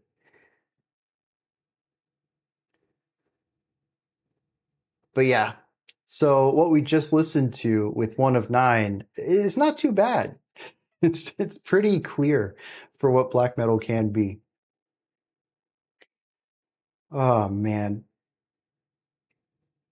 But yeah, as for why people do it, there's a lot of reasons. One of it could be atmosphere, another could be lack of finances to do better, another could just be to be counterculture. So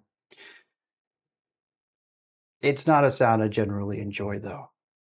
All right, next up, we have some Krzta.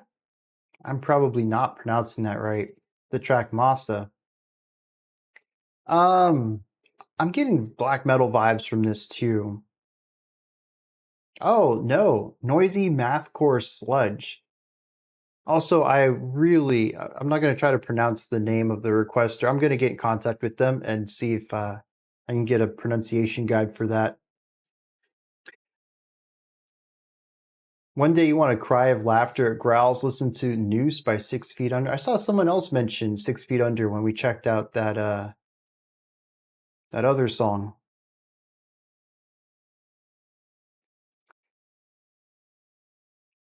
All right, I don't know if I'm going to have time to check out your track today, but if you go ahead and join the Discord, do I have a link to the Discord somewhere? I don't. I'll jot that down. I'll send you a comment on it once I've listened to it, see what I think of it. It's like much of high culture, easier to respect than enjoy.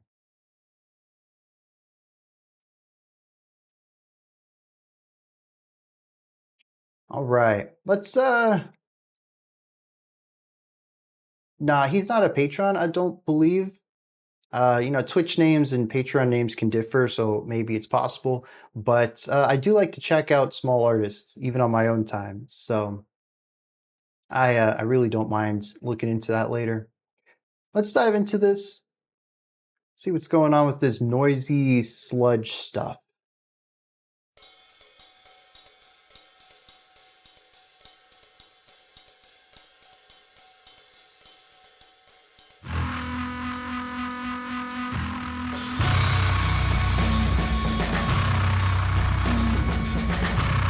That's a massive bass tone.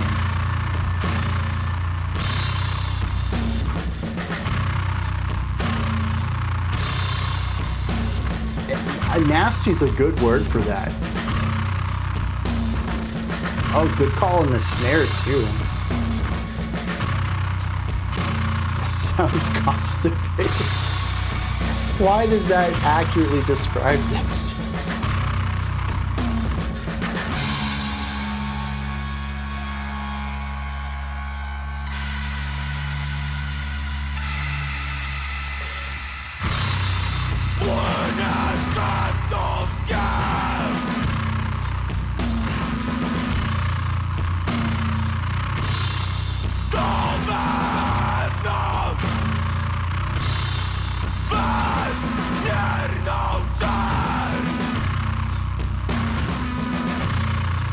ogre music. It's definitely pure aggression.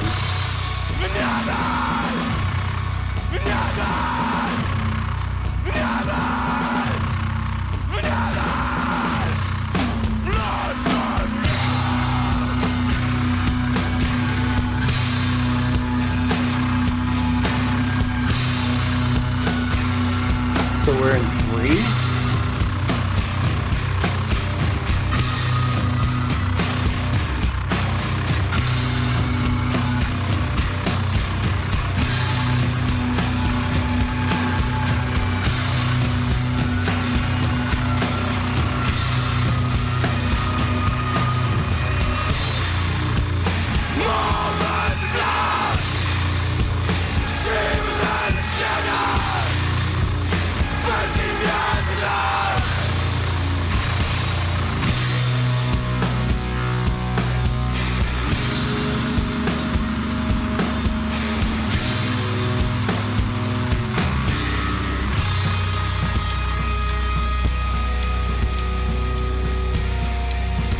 Definitely massive and crushing, but also unsettling. A lot of the guitar work has been adding dissonance to the track. Look at me, what am I doing? Grooving and stank face, what else can you do to this? That's what it is, it's hanging suspension. And then it just comes crashing down.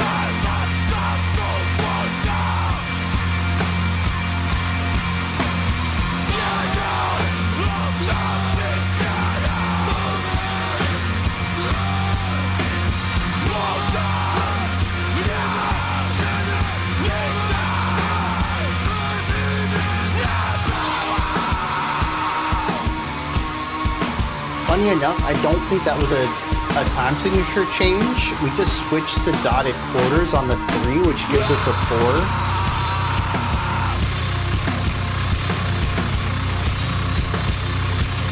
Although this is 4.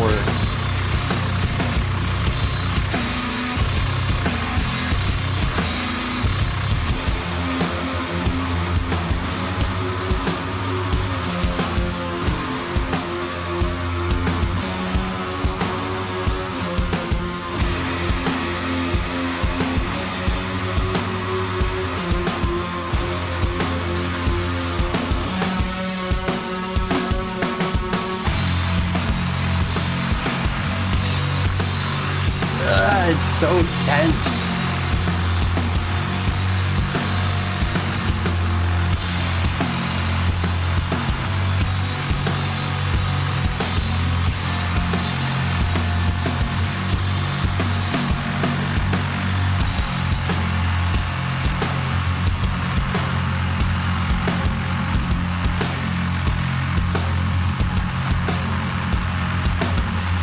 Invading personal space.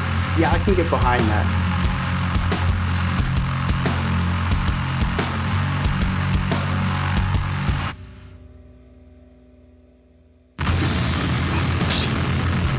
I thought it was over.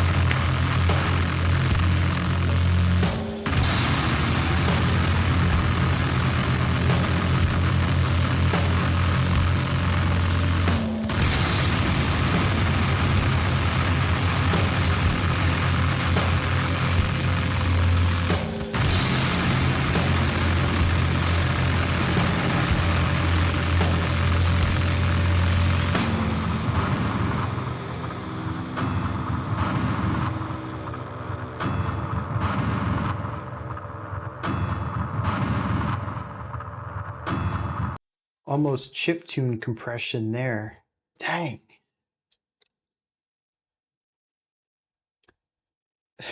You somehow pressed the pause button. I can only imagine how jarring that would have been. Ah, wow. Quarter cool. You mentioned a lo-fi guitar sound. It's possible it's on the stream. Because I'm taking YouTube videos which are already compressed and then recompressing them into Twitch's low. I mean, what am I running? Yeah, I'm running 4,000 kilobits per second. This is super compressed. But that song in particular was incredibly compressed.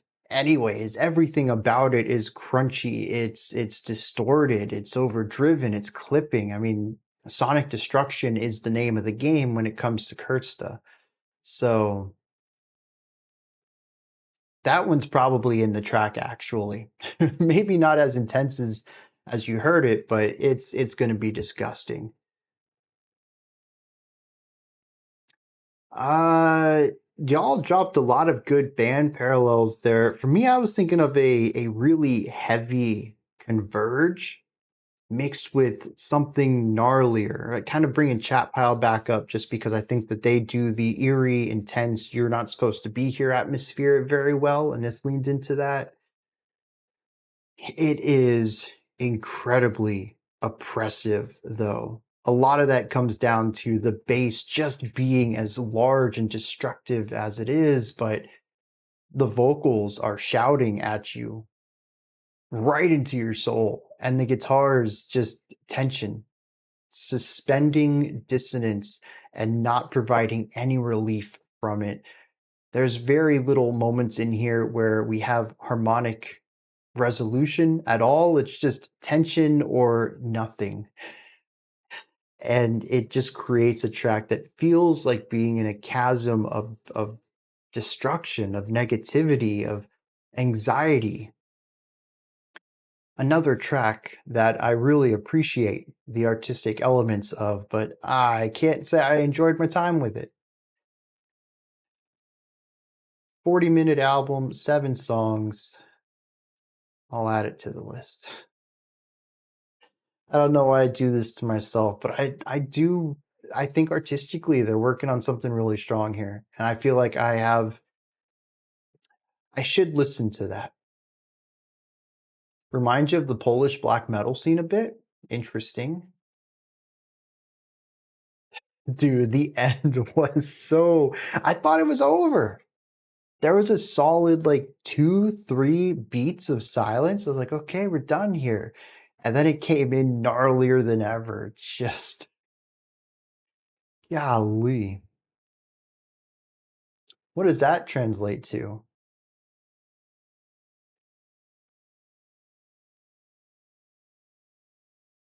Sacrificing for the art? My face showed it. Dude, there's music where I'm just not expecting where it goes. You just kind of roll with it, right? Like a river. You go with the flow. That there's no way to expect it, but there's no way to groove with it either. It was like listening to the rumble of the earth, not music at all. Yeah, roll like the flow of a river. I don't know, dude. My metaphors don't always make sense, but I think I convey some sort of gist along with them. Roll like a river. I think I'm gonna have to make a shirt of that or something. Oh man, that might be one of my worst metaphor fails ever.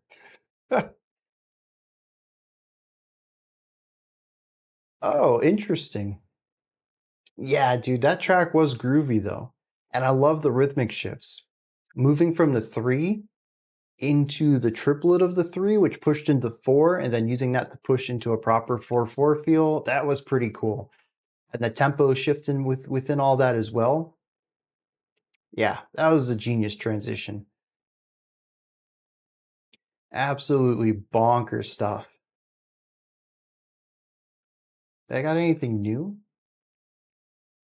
Nope. Oh, that's their debut. Dang. They have one EP from a few years earlier, and then they drop that. That's bonkers, man. Some of these bands, they just come out the gate swinging. All right, we got one more here. It is 40 seconds over. Tried to get in contact with them, and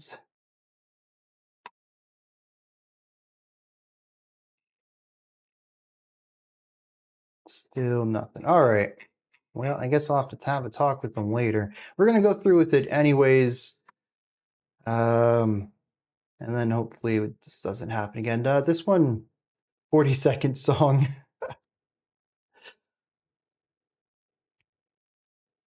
Isn't that rolling like a river? Is that okay? You know, if other people have said it too, I still don't think it's a strong metaphor, but at least I'm in a company of others. It makes me feel a little bit better. Maybe it's a Southern thing. Is Proud Mary a Southern person? Maybe rolling like a river is like something I've learned from other people saying it around me. Doesn't need to make sense. I don't know if you know this. A lot of Southern things don't really make a lot of sense. Rivers can roll? Okay, see? You gotta, no, not roll in a river. That's what, like, I don't know, raccoons do when they're having fun. They just roll through the river. You gotta roll like a river. Rivers roll down the streams or something. All right, we got some Pure Blue here looking at the track Last Late Night. Maybe the rivers rock and roll. Rivers roll over rocks, in a sense. Beavers and otters. Yeah, maybe not raccoons. Do raccoons live in forests where like there would be rivers? Waves roll, but water moves in waves. Yeah, see, okay. We're coming around to this. If it ain't a thing, it's going to be a thing after today, that's for sure. This one comes from Bartolomei. No context, though. Bartolomei. Bartolomei. Dang, I had it last month. The inventing composer. I'm always inventing stuff. It may not always be practical or make sense, but I'm inventing it, darn it. We need to write a song called No More Songs Today. All right, let's kick this. See what's going on with Pure Blue.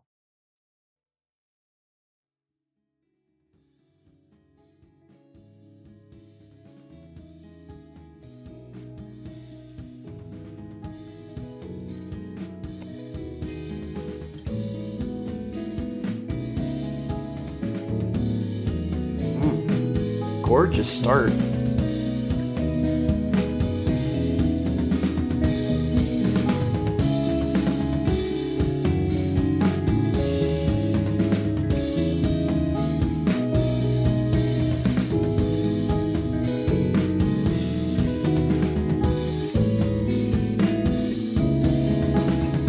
I think you meant to say fade in, but I like the command, fade it.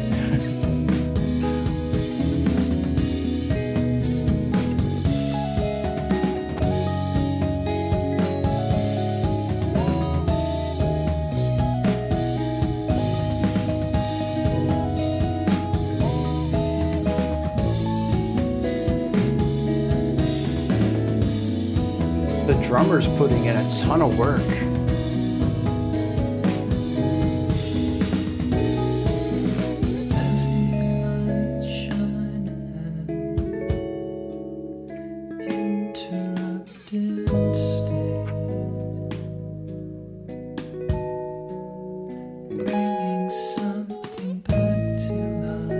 I think the drum kit's too much.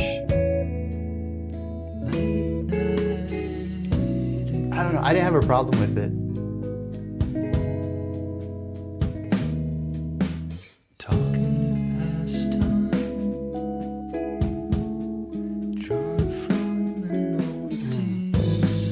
Now this is a song that just goes with the flow. Rolling like a river. Morning coffee music.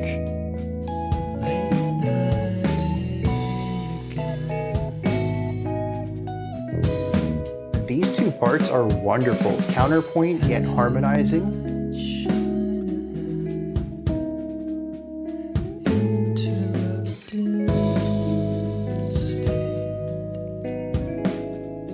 Counterpoint is when you have two melodies going on at the same time. Two or more. Sometimes it's called counter melody. Oh, you wanted me to explain syncopation to you as well. Syncopation is when you have a backbeat, like, well, when we get a tempo back to this.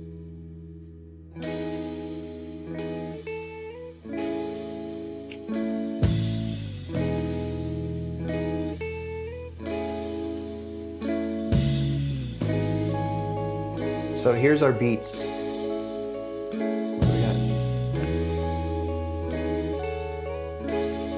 These are your strong parts of the rhythm. Anytime you play around that, you're creating syncopation. Oh, right here. The drummer putting in those odd accents against the downbeats, that's syncopation. The song's creepy. I really just wanted a static tempo to work with.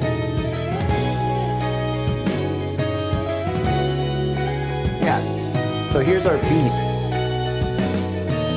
Pretty much anything not on those downbeats is going to create syncopation against the downbeats.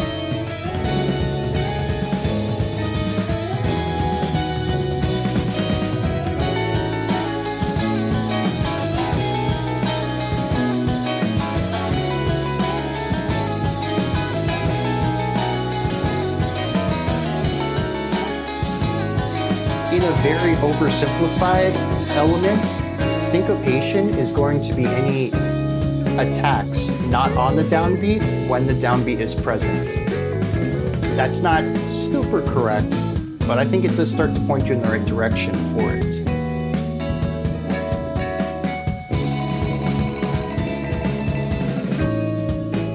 A little burst of energy there.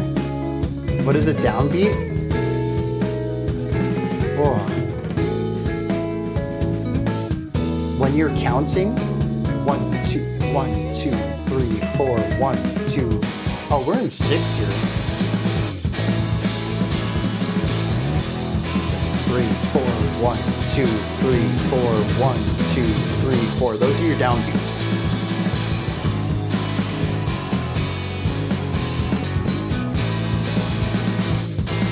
Yeah, I really wish I wasn't trying to do this on the math rock track. This is making it so much more difficult.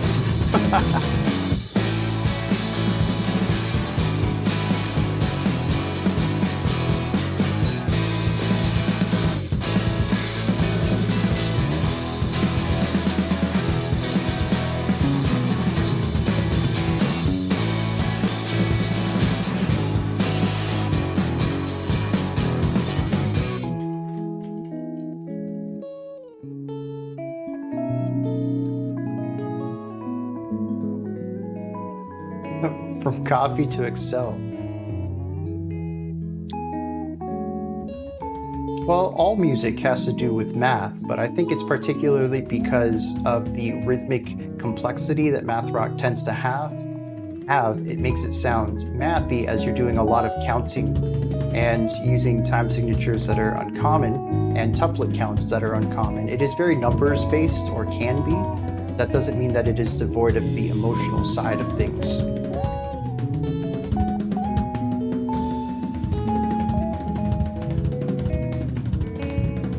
Okay, the drummer's a bit extra here. I'll give you all that one. I found the drum work really tasteful through most of this. That section was a bit much.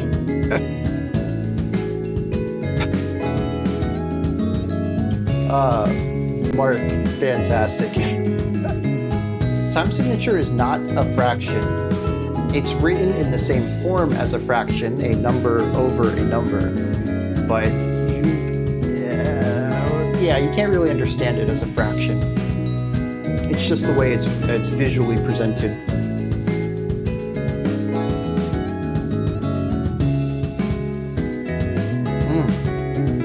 Dude, I gotta listen to more of this. We got bells in here now too.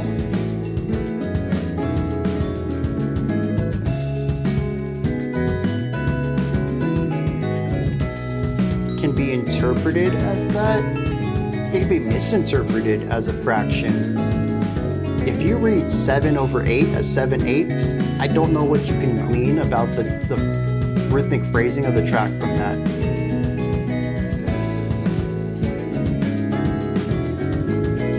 Yeah, quarter cool's got.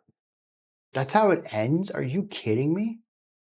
Quarter cool's right though. The top number is really the only important one for general music. The bottom number is really important for reading the music, but generally that's why I don't call out time signatures too much in the reactions. I will call it, a 7-beat phrase or a 5-beat phrase, or maybe a 3-pulse is another term I might use, because the bottom number doesn't really matter too much in what we're talking about here, which is rhythmic focus, rhythmic phrasing, and accent cadence, an accent pattern. So Brian being offended by the music. Dude, endings have not been kind to me today. This has been a wild stream for endings.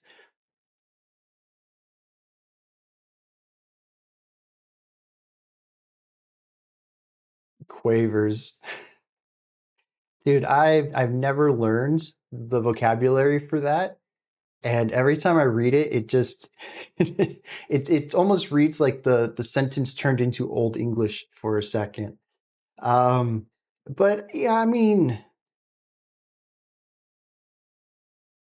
I guess in a sense you're not wrong, Mark. I would never see it from that perspective. It's an interesting way to look at it. This track was gorgeous though, every bit of it. The counterpoint, the harmonies, the atmospheres, the emotional journey of it. It had highs, it had lows. Every part of it was gorgeous though. It never got into like gnarly darkness, just a beautiful sadness to it. The drum work, impeccable throughout. The mathy elements were phenomenal because as much polyrhythm and polymeter in places that we had, it still grooved, it still made sense. I mean, this is the strength of really solid math rock, is when it's complex but still digestible. And I think this does that without getting rid of catchy melodies, without getting rid of beautiful harmonies, and while keeping that emotive core at the heart of it. The drums were the best, but I don't think that diminishes what the guitar and bass were doing. Just absolutely beautiful stuff in that regard. Not quite as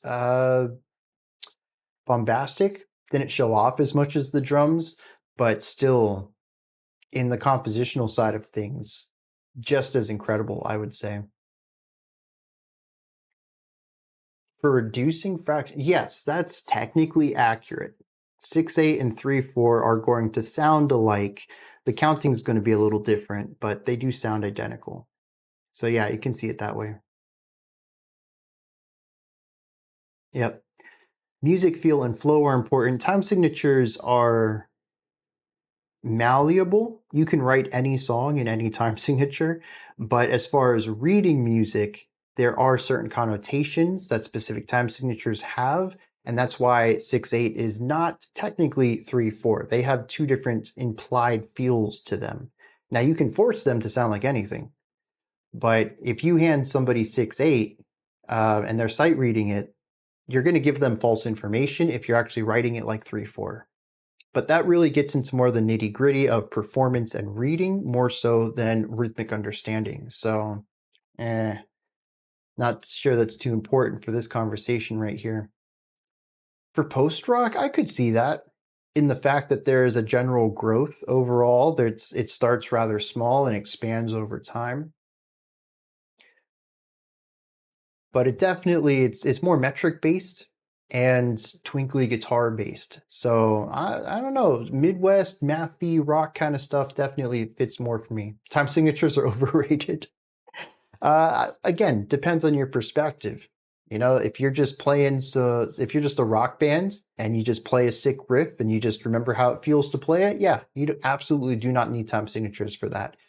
I'd wager that most rock and metal performers have no idea what time signature their music's in, unless they're, like Dream Theater or something that writes sheet music first. But as a composer for classical music, Time signatures are incredibly important.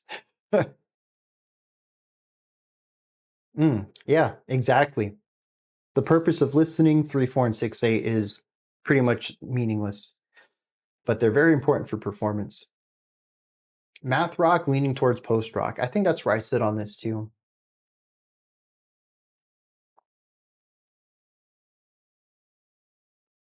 You either feel or you count. It still blows my mind that bands like Dillinger Escape Plan do that completely on feel. Their stuff is so bonkers when it comes to time, and that none of them are counting apparently. I don't know. Kind of stuff blows my mind. Did I pull this down? I did pull this down. I grabbed 6 of today's 11. Pretty good spread right there of sound too. We got some metal. We got some screamo. We got some rock. That this was. Yeah, this was a good day. If you play it enough, yeah, absolutely.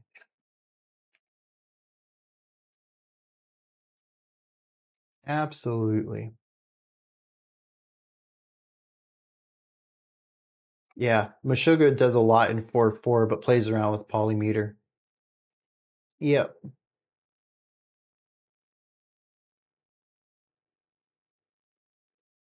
Yeah, I think Mark, usually people are going to start on the counting side, but as someone else said, Youth Worship Explosion, the more you play it, the more it moves from counting to feel. Absolutely. Even in like orchestral sections and classical performance, I mean, there have been songs where I've had, 24 bars of rest. I'm just not doing anything for close to a minute. First week or so of practicing it, I'm counting those bars, man. By the time the performance time comes around, though, I'm just feeling it. I know when I come in based on what the song's doing. So, yeah, counting time in general, a lot of it probably starts more on the mental side and moves into a feeling side.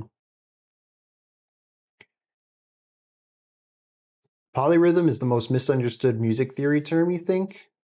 In I'd say I agree with you in more common circles, stuff like metal discussion boards, something that's less academic. I'd say so. They subdivide those 4/4s like crazy. That they do. All right, I don't know why this is on. We're done for the day.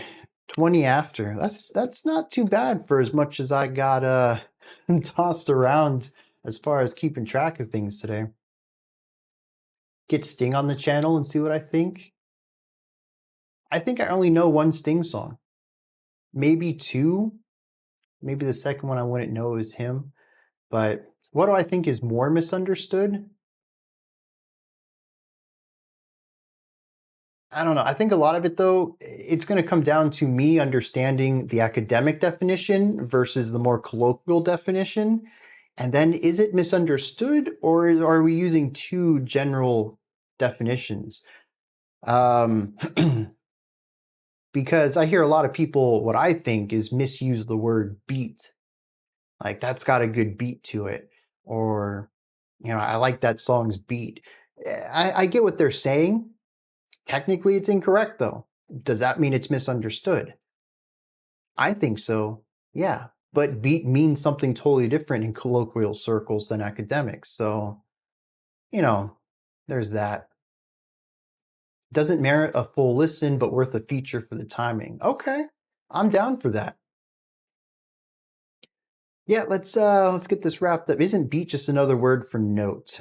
No. Remember when I was talking about downbeats? The count of a song, 1, 2, 3, 4. Those are beats. The beat is the pulse it's the heartbeat of the song. You can play notes on beats. You can play notes between beats, but the beat is the general pulse, the cadence of it. Yeah, let's wrap this up. Gonna go get some lunch. Y'all have that wraps it up for today. Here we go. So it's the top number of the time signature. Yes. That's going to give you how many beats are in the bar. Thank you all for hanging out with me on this Sunday. Enjoyed today's selection. I hope you all enjoyed it, found some cool stuff that you can dig into in the future.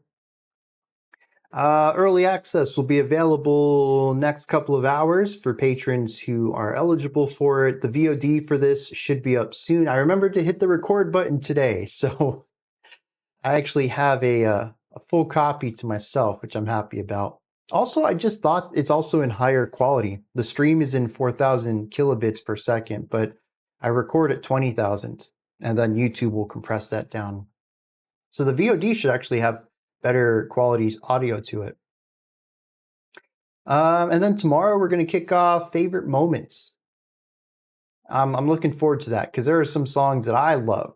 Just you get to that point and you're like, this is why I listen to this track. And I'm excited to see where some of those moments are for y'all. All right, that's going to wrap this one up then. Hope y'all are excited for this week. And until next time, I'll catch you later.